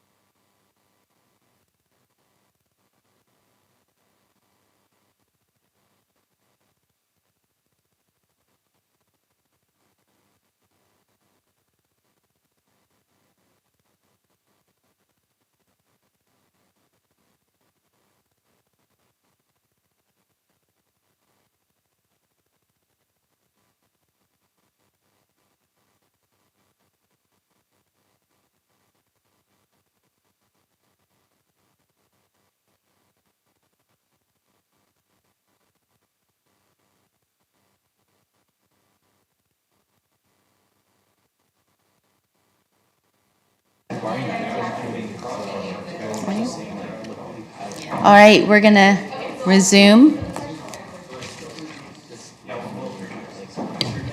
Are we already live?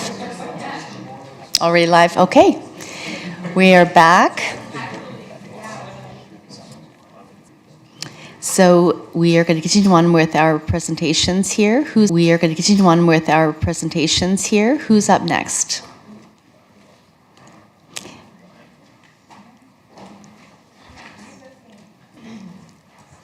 Alrighty. Okay. Well, thank you, Council. My name is Kendra Raymond. I'm the Director of Planning and Development. Pleased to present to you our 2026 budget presentation. Just briefly, we have 3 different core service areas within the team. We look at city and regional planning, so we're doing regional collaboration with our neighboring municipalities on how do we have that coordinated and cooperative approach to growth and service delivery as we're mandated under the Municipal Government Act. Then we've got development and maintenance of our planning framework. This team's responsible for creating long-term strategies to ensure that growth is orderly, sustainable, and reflects the vision of the city as we grow. And that they're a community building partner with council, administration, industry, the public, and other interest groups. Then we've got development planning and land enforcement. So they are the team that's looking right through from an area structure plan, so that 30,000-foot level, what happens kind of at that neighborhood piece. What will that neighborhood look like? How's it going to grow and develop right through to the actual development on the ground through the building services side of that area. So with that in mind, the focus for 2026, we've had a lot of discussions about changing community expectations, our plans and policies and framework, not setting the city up for the type of development that we want, that maintains the vision of the community to have that neighborly feel as we grow, and looking at how can we manage growth and providing options and levers and different considerations. But I think you've heard a lot through the different presentations about the need for data and the need to make evidence-based decisions. And working through these documents, so we're proposing the municipal development plan, which is looking at that vision for the community over the next 25, 30 years. What are we gonna be as we grow and change? Looking at density, looking at responsible growth, looking at all those things that meeting community expectations, which then transfer down through the rest of the planning process. So our land use bylaw is the document that most residents and businesses would interact with. And it was approved in 2019. It has great bones. It is very problematic. It has very broad use classes in it. It is not meeting the needs of administration. It's difficult to work with from the public's perspective. And it's not providing us with the tools that we need so that development happens in a way that we're all expecting and anticipating and wanting. And we've got the transportation master plan as well. That was also done back when the municipal development plan was done. This document was created, but it wasn't fully approved until 2020, 2021. We've learned a lot since then. It's too high level. It doesn't help us with the information that we need to have better informed decisions on our transportation network improvements, costs related to that. So it would help us update that offsite levy so that we could have a bit more predictable funding as it related to some of that uncertainty. Then we've also got the development of the comprehensive growth plan, talked a lot about that. It's really that roadmap that's going to support that evidence-based decision-making and the development of the financial strategies. So what do we need, when do we need it, and how are we going to pay for it? Then we're looking at prioritizing opportunities to diversify the city's tax base. We know that we don't have suitable non-residential land, but it is all 25, 30 years out in everybody's plan. But there's also a role that the planning department plays in helping to create a business-friendly environment, certainty for development, and providing a place that people actually want to invest in. So we spend a lot of time and work with the residents, the business community. We look at the signage and we look at our rules for home-based businesses and business license bylaws, and that's where working with Jennifer Niesink's team and our friends in economic development, finding really those synergies about how can we help people understand what the requirements are going to be, being really upfront about that through the due diligence process so that everybody knows. It's not a surprise 16 steps later, and those are really difficult. That costs money, that reduces confidence in the city, and we're working to do that. And I think one of those big things that really underpins us all is really communication. We've got a communication breakdown that's evident. We noticed it through the service review. We've been working on how can we improve how we're communicating, how we're involving the public, and we instituted the development notification signage process, getting lots of really great feedback on 9 Colonial through that. That was our first major sign that did go up, asking people for feedback. But we're noticing different things that we can do, and that we know that there's much more that needs to be done. So I'll talk about that a little bit more when we get to challenges, but then we're also looking at part of that helping people, I think, do business with the city better and making it easier and more efficient is that part about the electronic permitting system, so that you're not sending an email to the city and then we're spending time putting it into the system and it waits in a queue and takes a long time to get through intake before you move on even into the next part of the process. So that can create delays for people. It also creates challenges for decision making because it's 5 different Excel spreadsheets with different things like that. So it's hard to see all the different impacts that are knitted together. Then we're improving communications and opportunities. So one of those things that we keep hearing about is on the need to do something differently. And I think in absence of a plan and a strategy, we're moving to solutions. We are trying to fill a void without actually knowing what the objective is and what the targeted solutions need to be. So that can create more public distrust. It can actually be counterintuitive. But I think that is a really big challenge that we're faced with, is needing to develop that plan and that strategy about how we're going to communicate. We speak in technical language and people don't really understand what we mean, and we're not always forthcoming. We don't lead with the information to help somebody understand the decision. Engagement happens as plans are developed, but we don't have the time and the capacity to continue to do that education because we're focused on service delivery and processing the applications that are in front of us. So that's an under-resourced challenge on the education component, and continuing to work with the community to build that trust and be that trusted advisor, and also for council. So when we look at some of the operational efficiencies that we've done, we've been revising our organizational structure. We've spent a lot of time looking at our organizational structure. We've been undertaking service level reviews and understanding where are we meeting service levels and where are we not. And we discovered, through our long-range planning team, the city and regional planning side, they're the quickest process on something that people are expecting to be the longest time.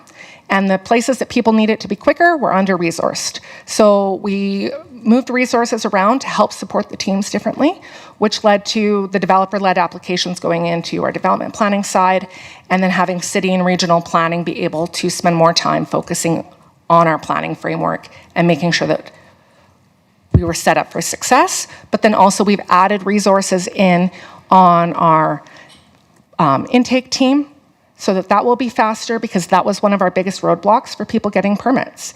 If it spends a bunch of time in an inbox before somebody can process it, and there was only one person doing that work, there's no redundancy, and that created a lot of challenges. And we've also added more resources in on our safety codes administrative side as well, to be able to process building permits faster and being able to deal with the bottleneck that we're having. Because when you have processing 400 new houses in a year, and you're dealing with 1,800 different inspection requests, and they're all going through one person or 2 people, that's problematic. So we've added resources there to be able to streamline that.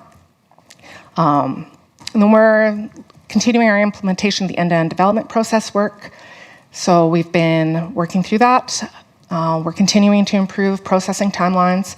We've amended user pay and cost recovery fees last year, as well as you'll see that this year in the fees and charges. And we've also been looking at our offsite levy modernization, as we've talked about before, where we have retooled the whole offsite levy framework, the model. We're working through the bylaw to be able to ensure that we're supporting infrastructure delivery in the most appropriate way, and reducing kind of,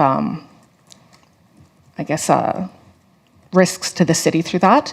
And then also that new levy for fire halls to be able to support full-time fire service, which will reduce insurance rates for all of us too, while creating other efficiencies and safety. But also our built form, the way that our buildings are designed and our community looks is really heavily influenced by our ability not to meet this 10-minute response time.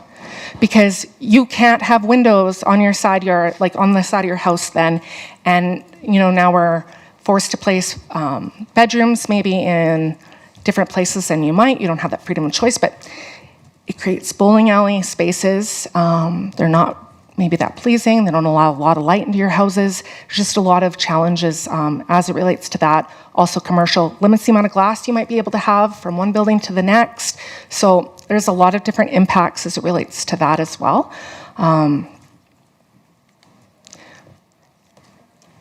And if you want to have more flexibility, you're looking at sprinklering, and people don't have that expertise to be able to monitor those sprinkler systems and be able to maintain them on a long term. So in our budget, this is the big one here, I think that we're all looking at. You'll see that we're looking at a 12% change over, like for 26, over 25 in terms of revenue.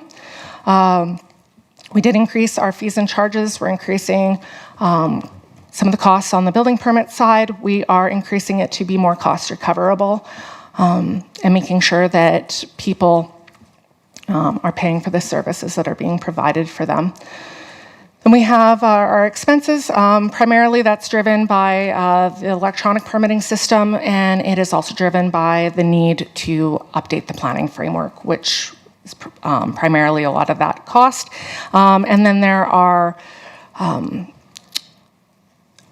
is the adjustment that you'll see in the expense side is personnel. We've got the 2-year term from economic development. We also have some additional resources related to, there's another planner that will be coming on board to help support some of this work. And then we have an intern that we will be welcoming through the Alberta Municipal Internship Program. Joanne touched on that yesterday. We've hosted a couple of different land use interns within the department over the years. We haven't had one for some time because we really haven't had time to actually mentor anybody.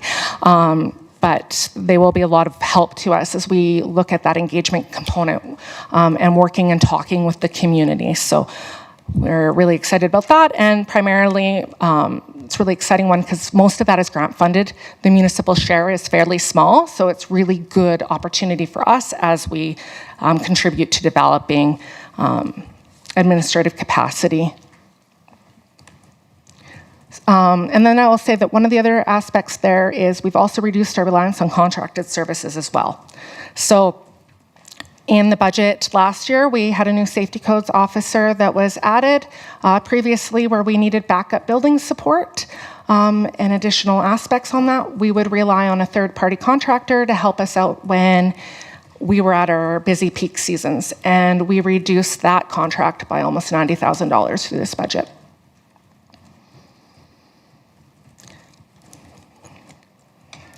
Which you'll see here. So we got the building permits and safety codes compliance. Then we got on the development permit side, primarily most of that is through these different projects that I talked about with the intermunicipal development plan and the intermunicipal collaboration frameworks that we're mandated to do with the City of Edmonton and Leduc County. You'll see that through some of these various requests. That is work we have to do by 2027, so we can't hold that off. Then we are also the municipal development plan, transportation master plan, and then area structure plan to bring on new non-residential development and electronic permitting are the things that we're focusing in on. And they're just through here a little bit. You can ask me what more specifically is in those, but those are the big ones. And then everything else has just been some minor costs of the restructuring, which been fair. We were able to do most of that within budget, and then it was covered off through revenues. Oh, sorry. I'm open to questions if you have any.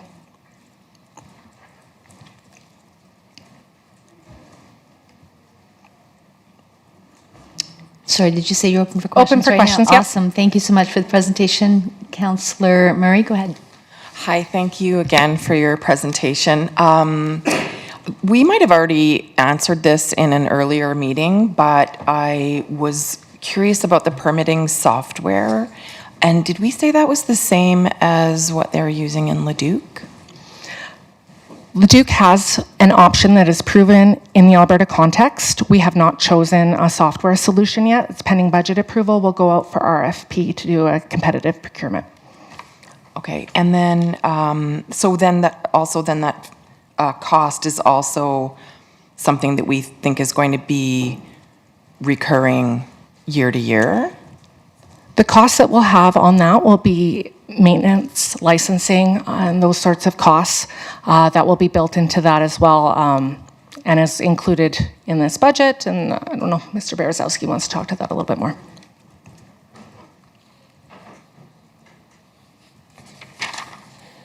Yes, thank you through the mayor to Councillor Murray. There would be the initial setup cost that's reflected in the 2 years there. That reflects the implementation, the transfer of data, and everything that has to take place when we set up the system. And then there would be an ongoing licensing cost. Now, what that ongoing operational cost would be, we're not entirely sure yet until we've actually gone out through the RFP process and sourced a technology solution. I feel like I'm repeating questions that we might have already answered, but I guess it's clarity even for if it's not just me. So even if we chose one, let's say tomorrow, what's our ETA on having it up and running for the city? Yeah, great question. So we would go out hopefully for RFP here. We would develop the RFP. Our anticipated timeline is January. So we would be able to have the vendor procured for March. And then we have a lot of learnings. We've been working on our workflows. There's a lot of things that we're going to be able to bring into that, which is going to create a lot of efficiencies on the configuration side. Our intent is to have this ready within about a year. The biggest holdup is going to be testing and making sure that we're ready on that public-facing side so that people understand how to use the system and that it's been well tested. It will do the thing that it needs to do in terms of issuing permits and that people can use that easily. So we want to spend time being able to go through that QA, QC testing, understanding how to use the system as a change management piece for staff who are primarily used to using paper. So we need to be able to train them on that. And that will probably be the longest one. And then we're also cognizant too that when we get into February through to October, that is our peak season in terms of permit applications. So we want to be working through that, but we're anticipating about a year, and I like to go faster, but everybody, kind of pushes me back to realistic timelines, so we'll go as fast as we can. But we'll keep council definitely informed through that as well. Okay, my next question is just to explain a little bit more from page 45, the cost breakdown of those updates to land use bylaw, MDP, IDPs, and all that, just a general so that people understand what that money is going to. Like in terms of not the reason why, but yeah. Yeah, so when you're looking at the electronic permitting, you're wanting to know the total cost kind of for that is what you're expecting for an answer? Sorry, this is on to a land use bylaw Sorry, cost. land use bylaw. Yes, sorry, that is, so for the land use bylaw, it will be a 2-year project, anticipated to cost about $300,000 for the land use bylaw in total. Then we are looking at the municipal development plan, which is on page 46 under regional planning and intermunicipal relations. That is a larger document with a lot more engagement. Engagement is expensive if you want it done right. And that plan, we're looking at probably a $600,000 estimated spend. These are estimates. These are kind of what we're anticipating. We have not gone out to get quotes per se on that. We understand what it cost us in the past to be able to do these things. We know what engagement costs. We have an idea about what that looks like, and we're also looking at what have the neighbors been doing for their projects, how much has it been costing them, say like the city of Leduc's going through their land use bylaw right now. And so we're gaining that to be able to inform our budget asks, but we would go out again to competitive procurement for those. Then we are intermunicipal development plan, intermunicipal collaboration framework, and IPFA work is also an estimated $300,000 spend over 2 years. And then that industrial ASP, we're hoping to, well, we're going to apply for a grant on that through NRED, which is the Northern Region Economic Development, and then be able to support that. A lot of that is also for background research, which we don't have that technical expertise in-house to be able to do that. So we need different studies to be completed, and we're anticipating that the municipal share of that is going to be $350,000 through 50% matching grant through NRED.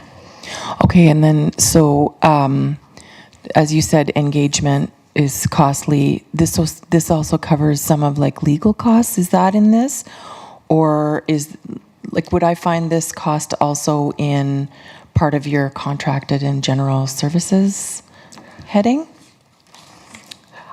Legal costs are not typically included within department budgets because we have the legal and legislative services team, although the land use bylaw will go out for a legal review. That will probably be covered under the project budget because it will be costly to be able to do that review because it will take time. So no, you won't find that through the contracted services. Our contracted services is typically primarily building support. And that third-party contractor. So we still are retaining a little bit of dollars to be able to support them and being able to augment service levels when we have vacations or we have some of our inspectors can only do residential houses. They can't do commercial inspections. We only have 2 commercial inspectors, whereas all of our inspectors can do houses. So we might need to get more third-party support on those commercial ones because that's a priority for us. To be able to do those inspections or vacations. Okay, my last question is in regards to all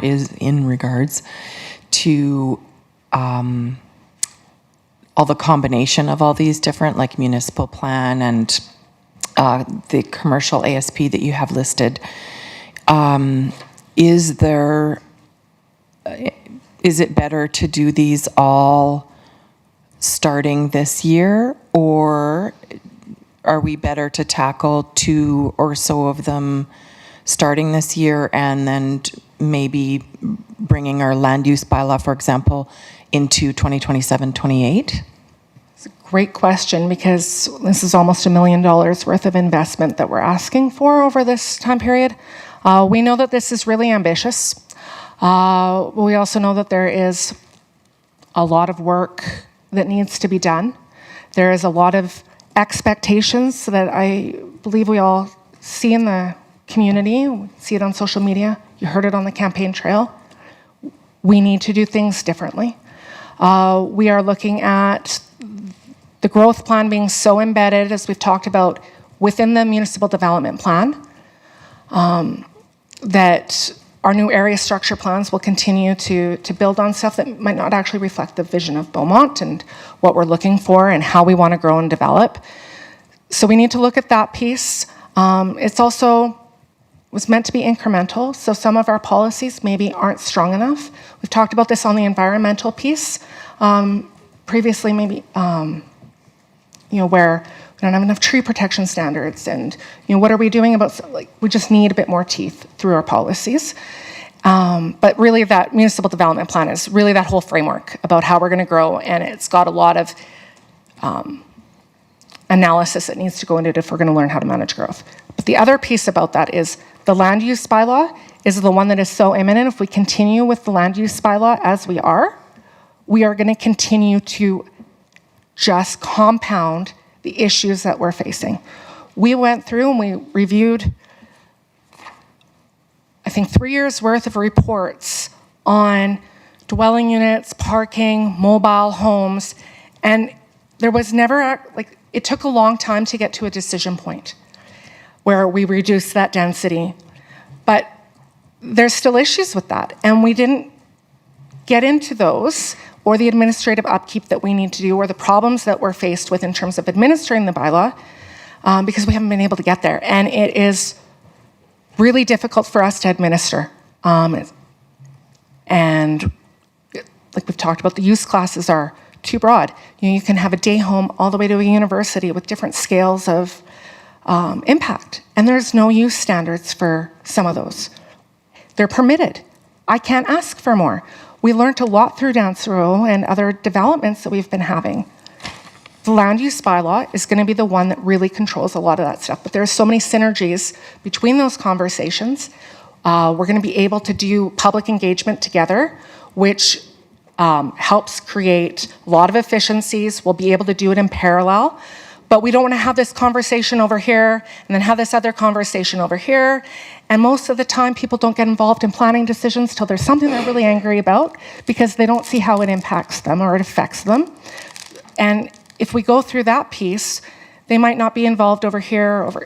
We're going to have public fatigue in terms of engagement. So we were just trying to find different ways of being able to do it and recognizing that it is all really important work that needs to be done in terms of that MDP and the LUB to get to being able to provide better decision-making for people, being able to manage growth, being able to see that vision of the community as it grows. We can spread the timelines out maybe a bit further on some of that work. But this work is important because it sets the stage for other stuff. You heard Mr. Lewicki talk about trees and landscaping standards and other aspects. Those are through our general design standards. Our general design standards are really 2011 standards. We're building 2011 today.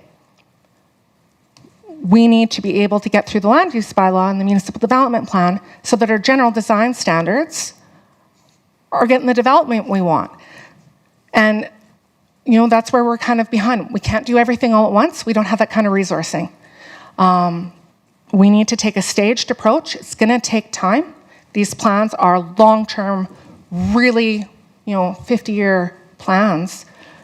Some of those have immediate impact, and that's where we were like, we need to be able to do that, and that's where I'll let Mr. Schwartz talk.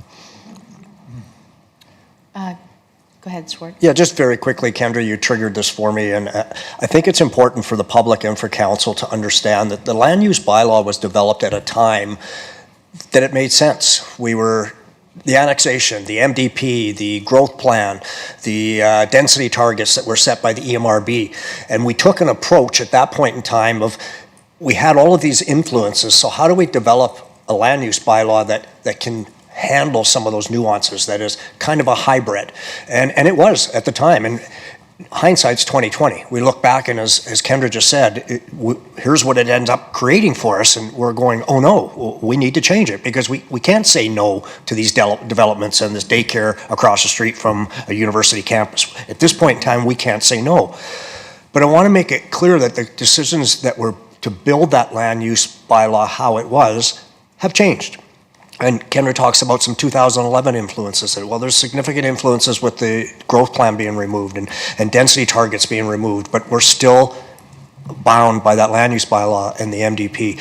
You talk to a developer about density targets, and their advice is let the market dictate the density targets. And they've seen that through their careers, where this year people are buying 40-foot wide lots. Next year it's 60. 10 years from then, it's multifamily.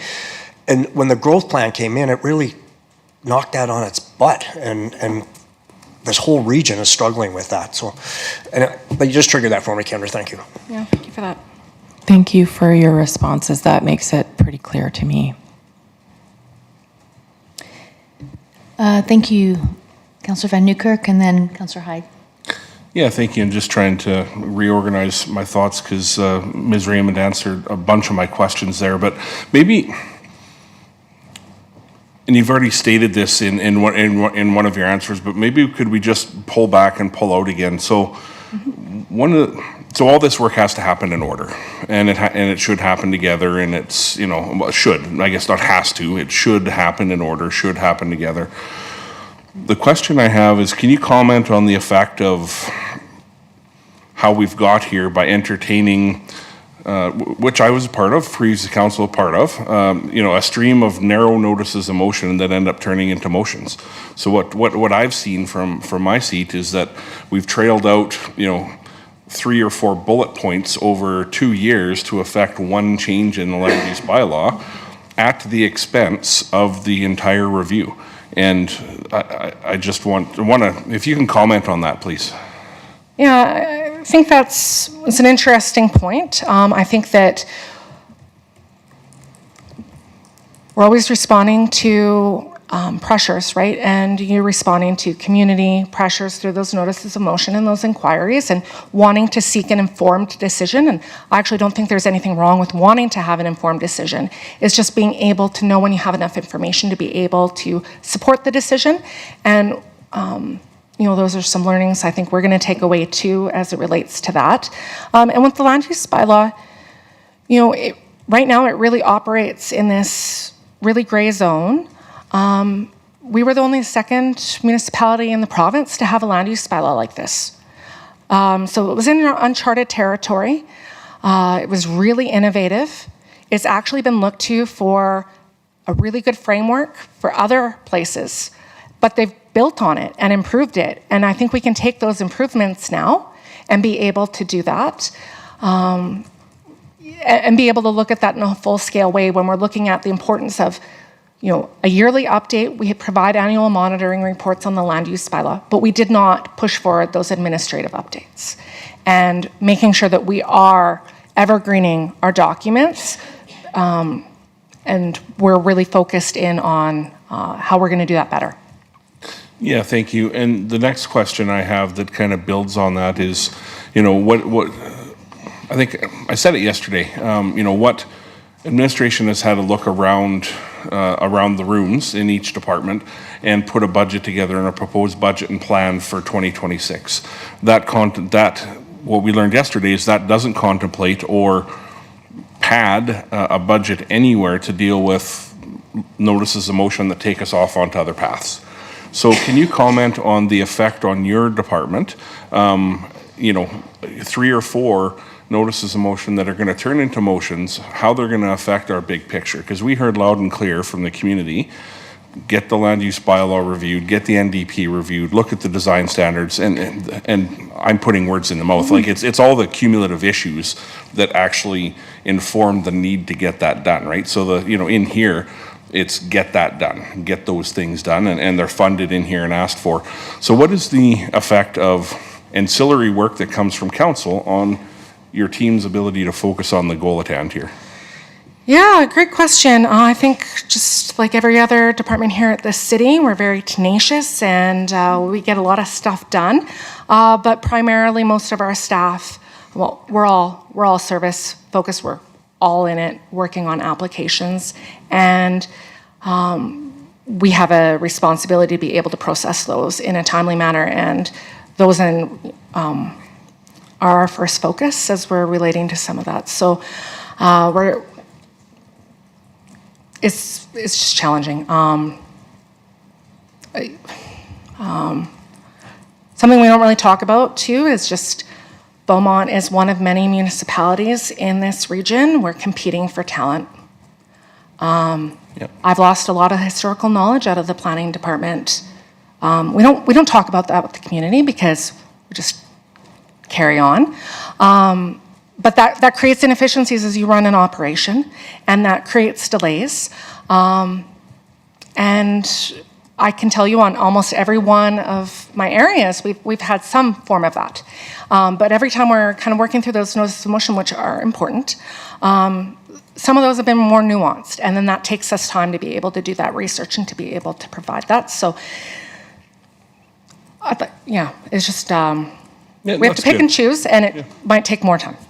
And there's only so much time, and there's only so many people, right? Like, so that's my point, and that's how it comes back to the budget, and my question on the budget. So something you said leads me to my last question for right now, and that's just on permit backlog and review. So a lot of us don't know a whole bunch about permit backlog and review. Your team does that, deals with it all the time. I can only imagine there are simple permits and there are complex permits, right? And and there's different buckets that the permits go in and different eyes that they have to be looked at. One of the things that was suggested, I guess, on the campaign trail, and I don't know the answer to this, which is why I'm asking it now. I thought it was a novel idea, is around.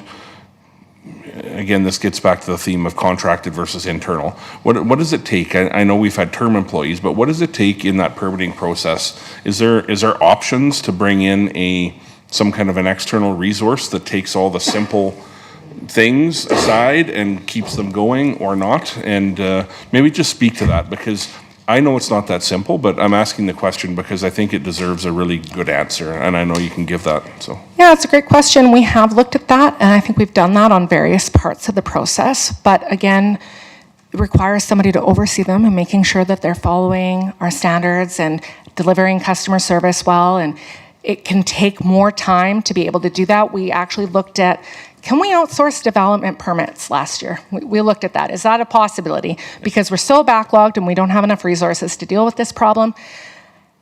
It cost us more money to outsource that than it would have had to get me an FTE. Yep. The more money, because they're overestimating that volume. They also need to staff up for that. Yes, there are services out there. We would be very unique in a municipality our size to be outsourcing some of that, because you're taking away some of that relationship building. It is the municipality. It is a whole thing. And I think the other piece to that is some of our services can only move as fast as our partners can go. So where we're looking at, I know that Mr. Lewicki talked about an engineering coordinator. Our engineering team is so vital to the work that the Planning and Development Department does. They touch our subdivision process, our area structure plan process. They are involved in these negotiations with us and needing to review all the developer drawing packages. And when we're having complex stages, and again, maybe flexible to our own detriment sometimes, we meet with people and it takes up a lot of capacity there too that would be spent maybe reviewing the work.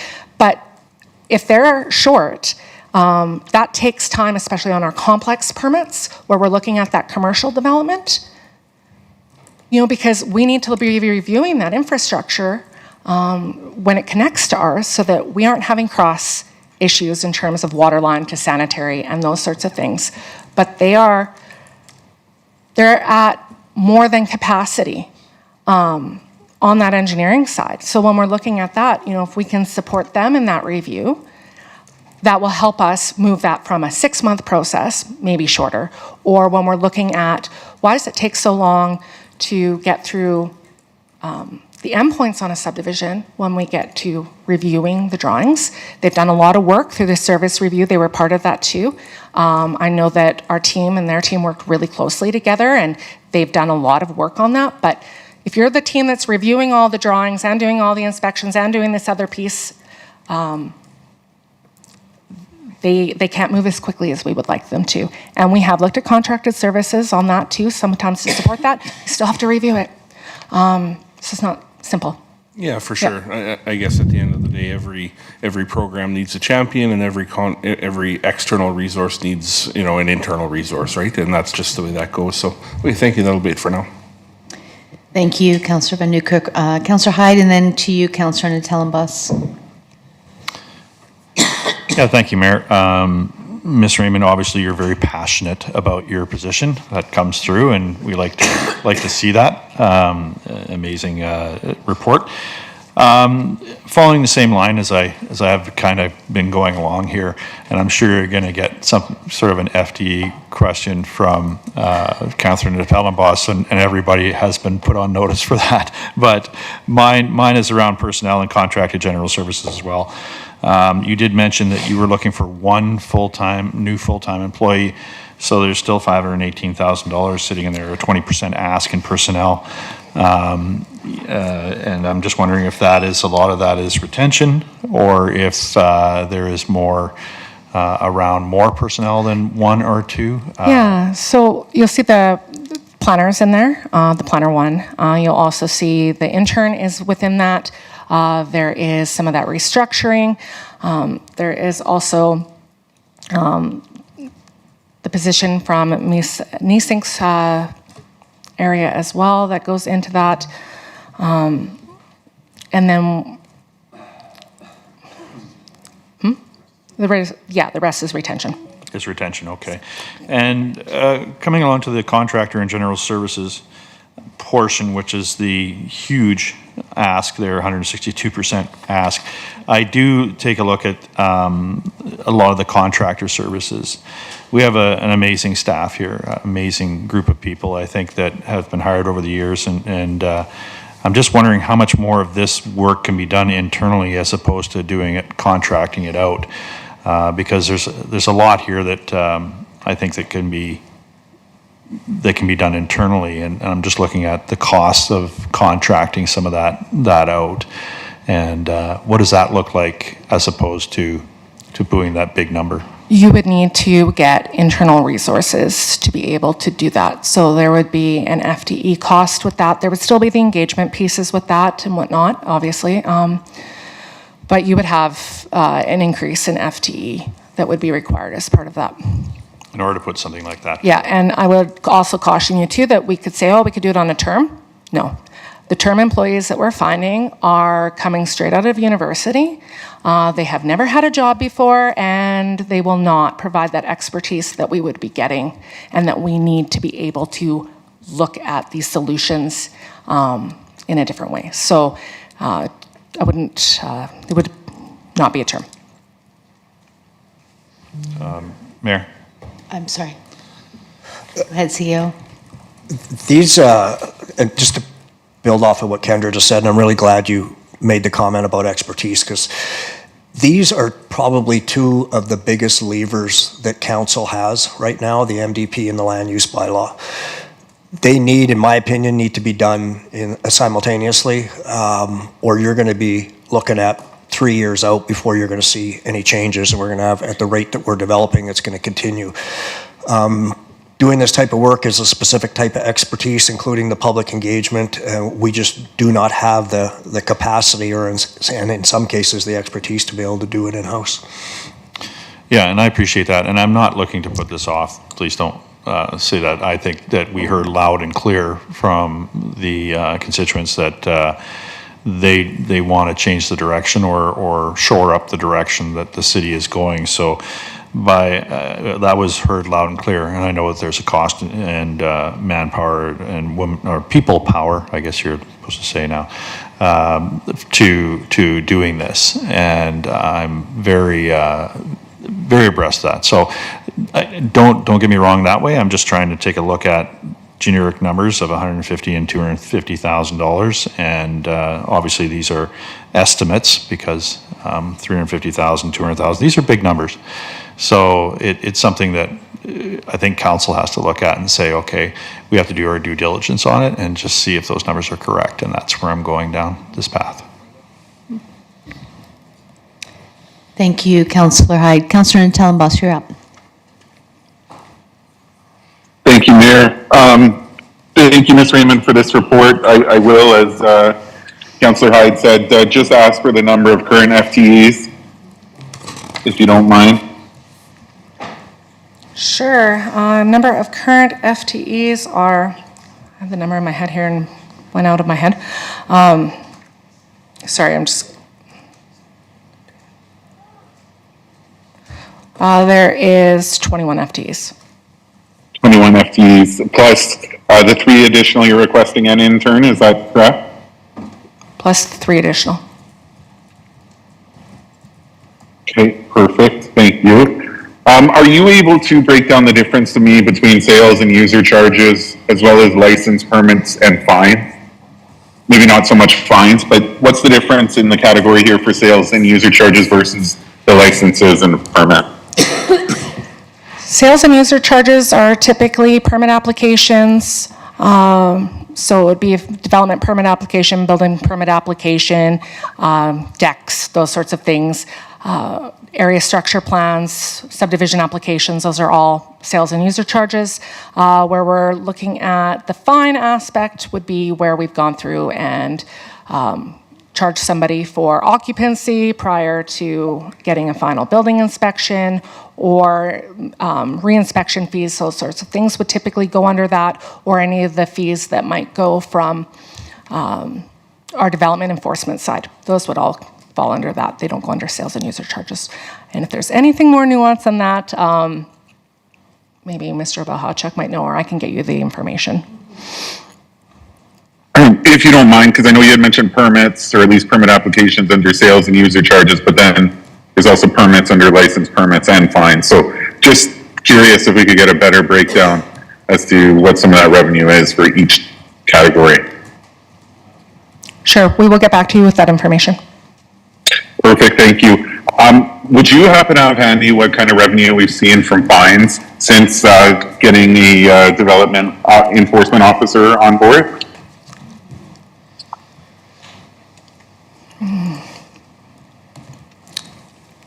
Would it be possible to also get back to you actually with that information? I just want to make sure that I'm providing you with an accurate number.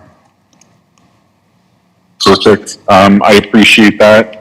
I also just had another question, and perhaps it's for Jay, but just wondering how come in this instance, when we're going to RFP for electronic permitting software, we've noted the cost.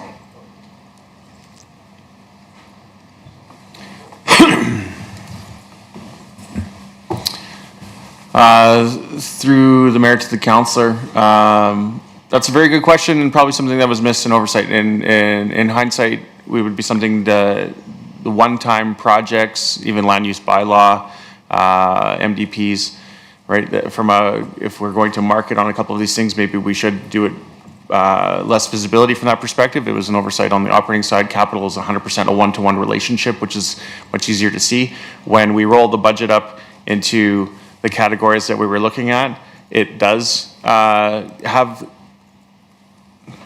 it's not quite as visible or transparent from being able to use it against us perspective. But when we dig in and drill into the questions, it does illuminate some of the one-to-one relationships that we would try to avoid. Perfect, thank you. And one last question, Ms. Raymond, and trust me, I'm not trying to sound ignorant, but I know the question will come our way when we host the budget open house. The question will be, how come it's costing $300,000 to update a document that already exists and just needs to be modified? Are you able to walk us through the process that a document like that would go through? And I guess for this instance, the land use bylaws, they've referenced the 300K. From start to finish with our existing document, what does it look like to get it to the finish line? Sure, for the land use bylaw, I'll take you through that process. So when we do any project, we start with the project initiation plan and everything else, and work through the project charter so we understand what that scope and those deliverables are. And with that, you're going to have background work. There might be more assessment that needs to be done, but some of these things are more understanding. What are these impacts? What does that look like? Being able to do that analysis, so understanding the density, the parking, setbacks, being able to model that, looking at those regulations, and then those community conversations. So we go through the process. We're going to engage with the community. We're going to engage with council. What do you see as the current problems with development in Beaumont?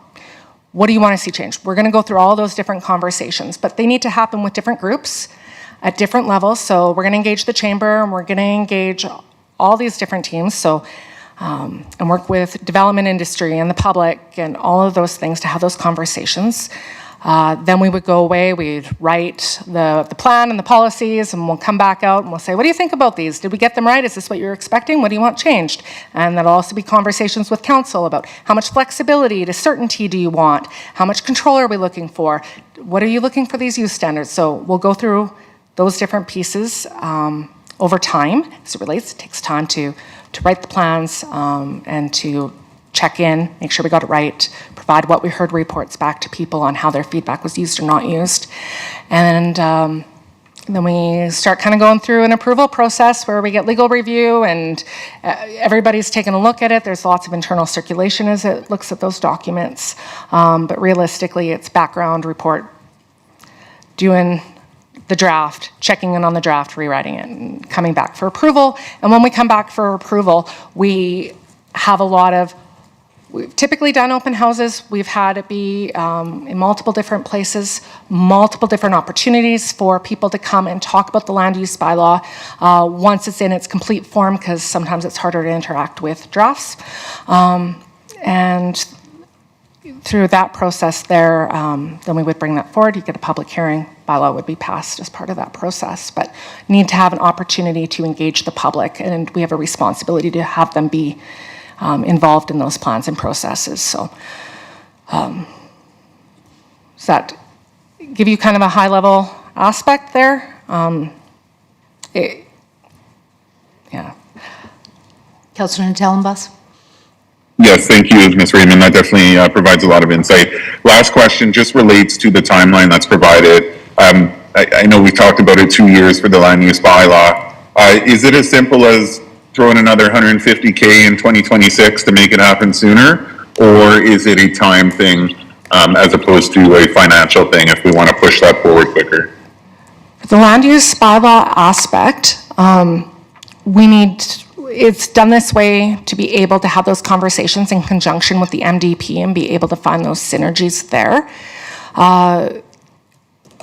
There is also a risk too that if we go too fast and we rush it, then we are perceived as trying to shove something down somebody's throat, and that is disingenuous to the community and provides a feeling that we actually don't want their feedback, and we don't want them. We already have a predetermined notion if we're racing towards a timeline and kind of pushing towards that, where we will take this as quickly as we can through that piece, but we also want to make sure that people feel heard and involved through that process, and that we have taken their stuff into account. The last land use bylaw update took 18 months. But that was also that was also after, though, we had just done the MDP engagement work and were able to build off of that. Perfect. So last question. I mean, we've noted that there could potentially be some developments that aren't necessarily fit for our community and what our community members want. Obviously, through a research fashion, is there a way to accelerate maybe some minor changes to land use bylaw and MDP so that we can make a few changes sooner than later rather than waiting the full 2-3 years for the process to finish?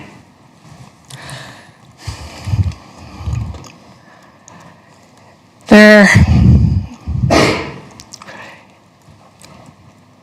is a different approach that could be taken to the land use bylaw, municipal development plan conversation that would reduce efficiencies in the project and create probably more engagement conversation that would need to take place. The land use bylaw could be looked at on a more, on a quicker fashion, but we would need to come back to it after we did the MDP for some minor tweaks. I wouldn't look at doing just minor updates to the land use bylaw. I think you really want to do that full picture piece, but it can happen in a different order than we have proposed, if that was council's wish. Okay, perfect. Thank you so much. Thank you. Great questions. Thanks for asking those questions, Councillor Tellenbus. Over to Councillor Van Newkirk and then Councillor Penrod. Yeah, thank you. And apologies if you spoke to this piece already. Taking notes and making thoughts all at the same time. The new industrial commercial area structure plan development at 200K. Can you just remind me what the scope of that is and why we're doing it and the importance of it? Sure. That is to bring on more non-residential land supply with the community. So we're looking at Innovation Park 2, which would be the lands that are west of 50th Street, south of 625. So we would be looking at placing an area structure plan on that, similar. You know, I turned my phone off and it didn't actually turn off. Gotcha. Yeah, no, I think that's great. That's really all we needed is, And why I highlight that, and I had it before but just didn't get there, is because this is us being proactive, taking the ASP into our own hands, and not waiting for someone else to come to us with it. And yeah, it's important, right? Like we heard loud and clear that, and we've heard throughout this presentation and other presentations, that land is the issue, right? So if we don't fund this and get an ASP rolling, we ain't gonna have land, right? So thank you. Thank you. Councillor Penrod. Thank you, Mayor. I'll try not to belabor this because essentially I think Councillor Natellenbos has already asked the essential question that I wanted to ask. I want to thank you, Ms. Raymond, for the candor with which you spoke to our current land use bylaw in particular. We know there's warts, and I think that's some of the tension that Councillor Natellenbos is speaking to. The community knows there's warts, and the fear is, I think most people can wrap their mind around the concept that Councillor Van Nieuwkerk spoke to, is that part of the way that we landed in the position that we're in is that we maybe lost the forest through the trees. We kind of got focused on a couple particular edits to the land use bylaw, and we missed the larger piece, and so now we're kind of behind the 8 ball.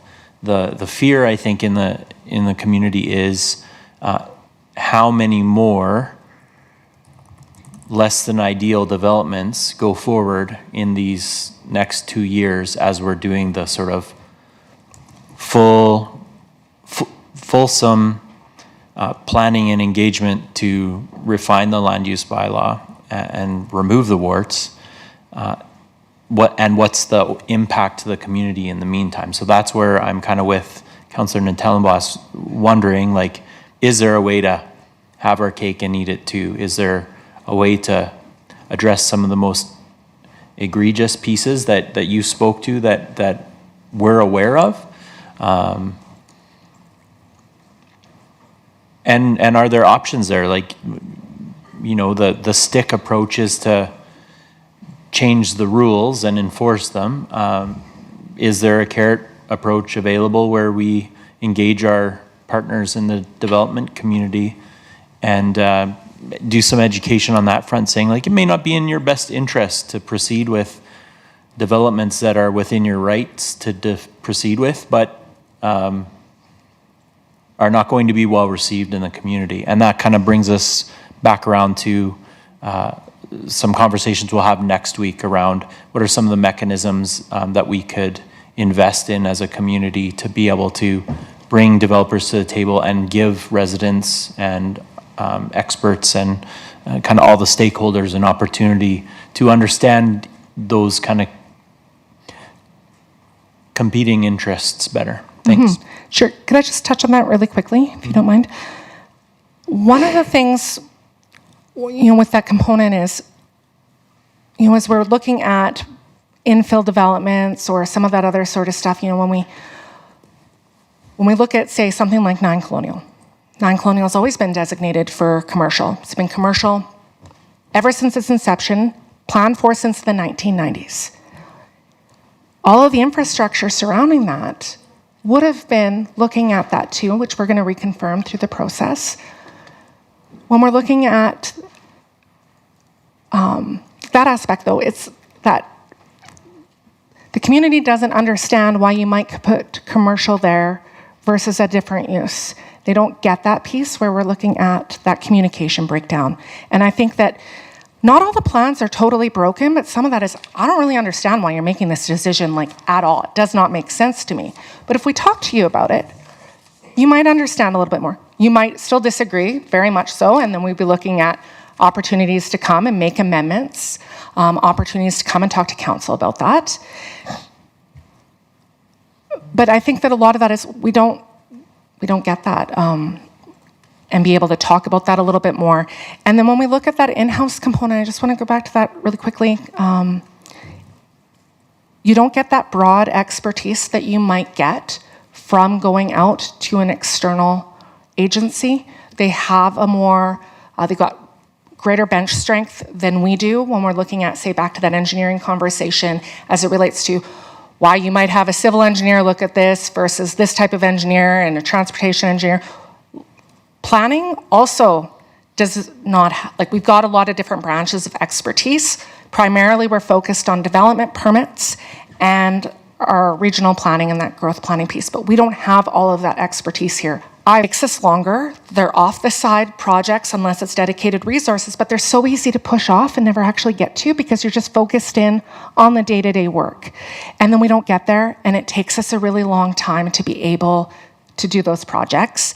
And when we're, looking at those and having somebody else come and help us with them, then we're able to get those projects done versus, oh, we see this as a problem, but right now I'm processing all these permits, and it's the same team doing that work. So if they never get there, we never solve the problem. We just keep going down the same path. Our previous land use bylaw from 2012 was done in-house, and it took 3-4 years to be able to complete. Yeah, so it can take longer, but also it might not get to that same outcome because you're still looking at it from your lens. The municipal development plan with that transportation master plan, we're going to update the offsite levy rates out of that information too. So there could be a risk there that our offsite levies will be further delayed a little bit more if we didn't do some of that work. So those are just some of the things I just wanted to draw to your attention as you're considering that for future. Yeah, I think one of the first remarks that you made, Ms. Raymond, was in the absence of having a well thought out strategy where we default to solutions, kind of imposing solutions that aren't always the most elegant or productive. And I think your comments just now on 9 Colonial are a good example of that. But it does speak to the anxiety in the community, right? Where there's now this narrative, this idea, this feeling that planning and development's broken, which then undermines people's faith in every decision, right?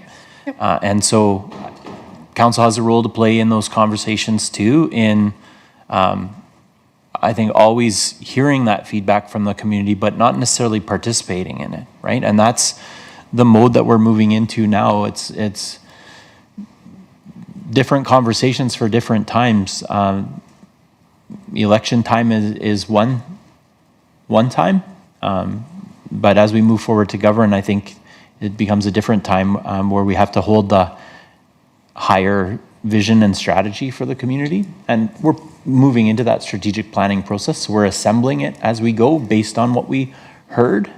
But there is a time too to ask questions, push back against some of the default narratives. Like a loud opinion isn't always necessarily correct, right? And that's something that I've had to learn in my time so far in this chair, and am endeavoring to continue to learn.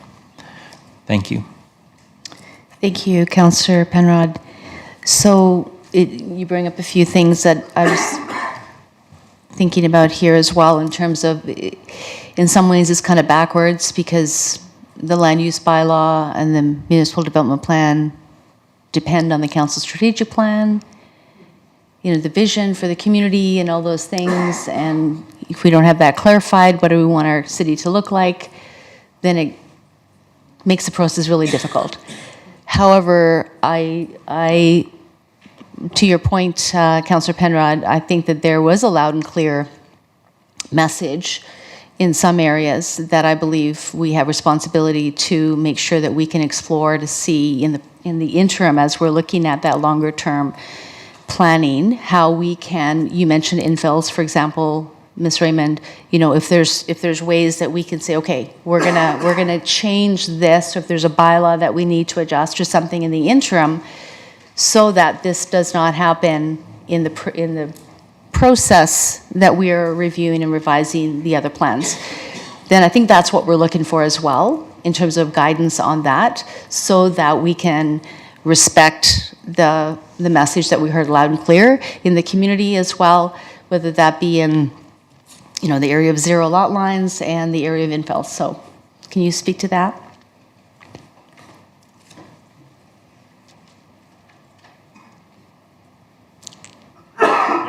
Oh, sorry, did I turn you off? I think I turned myself off. Okay.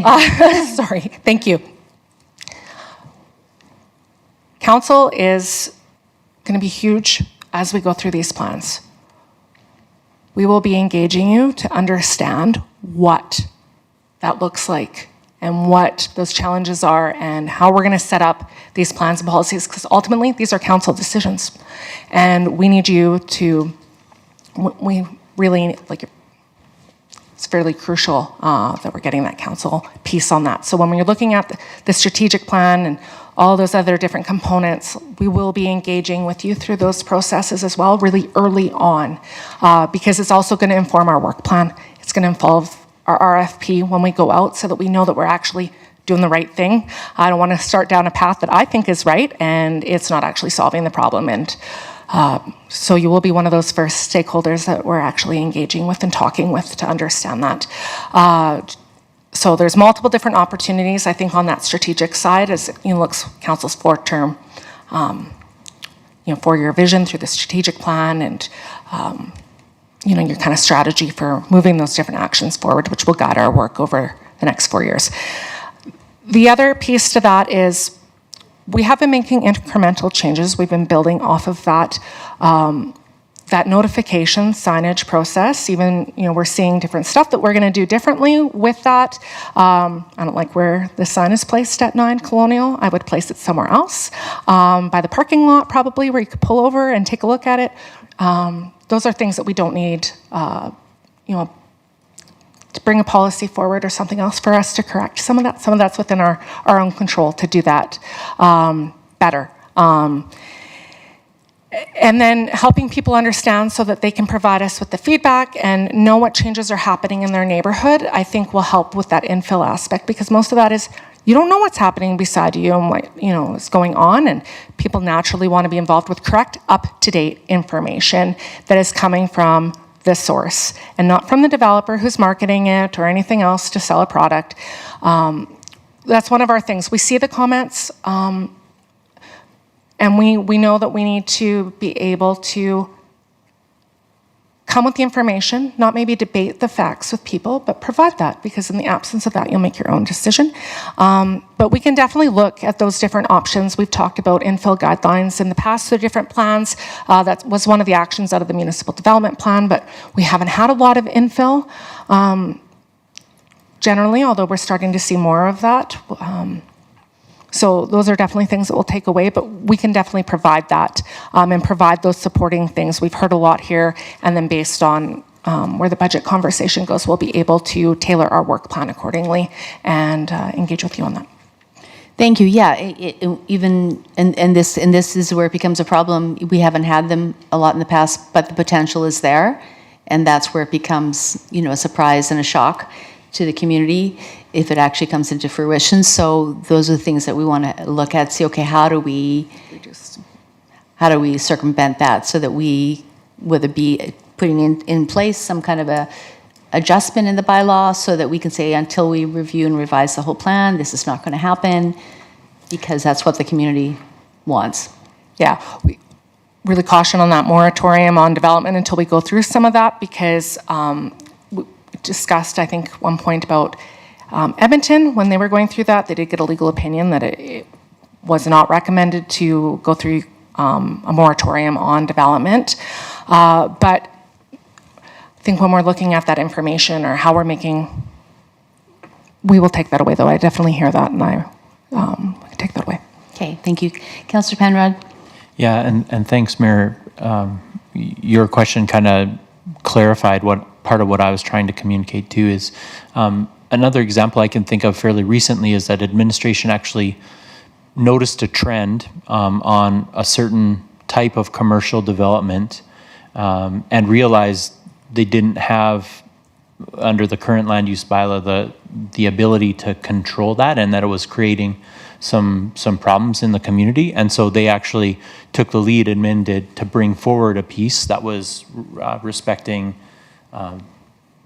childcare centers and daycares, right? And it didn't need a whole bunch of advanced community engagement, was able to bring that forward. So question to Ms. Raymond is there a motion or a budget decision that would be relevant for us to be thinking about over the next week, just to kind of clarify and empower administration to continue to do that type of work of like where we know there is a wart, a pain point in the community, to bring forward a fairly surgical solution that would then go through the proper channels.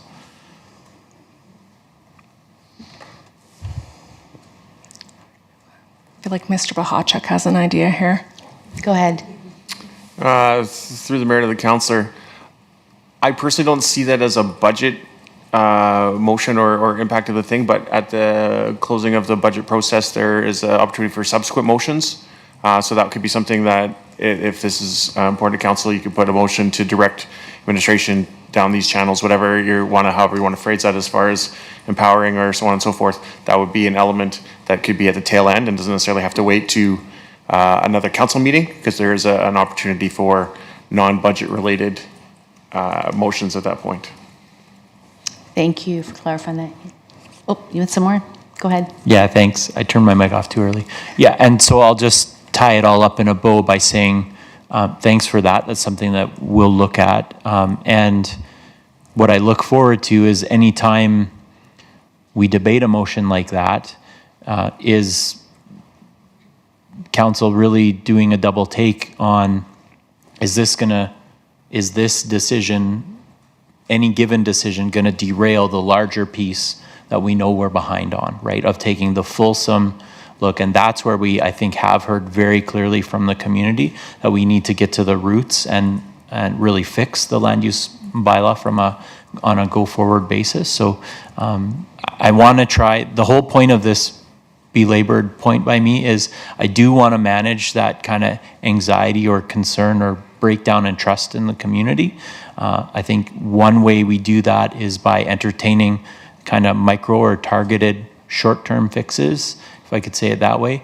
But I want to make sure that we don't lose the forest through the trees again. Thanks. Thank you. Okay, Councillor Hyde, and then we will, if there's no more questions after this, break for lunch. Yeah, sorry, I know everybody wants to break for lunch here, and we're all exhausted from the No morning, rush. so I'll be real quick.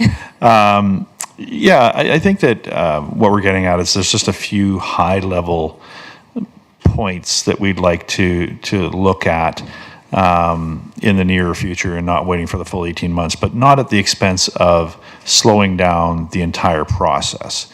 So it's just basically what we're hearing is, and I hear what Councillor Penrod was saying earlier, how many things are going to continue to go through over the next 18 months while we're getting this land use bylaw properly in place. There's going to be those things that are grandfathered in, that are coming in. People are going to be quick to put their permits in and take advantage of the fact that we're using the old land use bylaw at the time. So I think that, Mr. Raymond, is what we're looking at is, as a budget process, we don't want to slow down that cost of changing the land use bylaw. And we know that every time we make a motion or a change to the land use bylaw, there's a cost associated to it. So it is a budgetary type item as far as that's concerned. But we also know that there are just a couple of high level things, priority things, that we maybe want to get into place as we're doing the process. And I think that's what we're just trying to get at in plain language. For sure, I appreciate that. And I just want to touch on, Councillor Murray has a notice of motion coming at the next council meeting. I actually think that a lot of what we're talking about right now might be addressed through some of the information and the ask that is in that notice of motion from administration to be able to address some of that in the short term. So, Fantastic. And on that note, we will break for lunch, and we will take a full hour lunch. 1:15, we'll be back.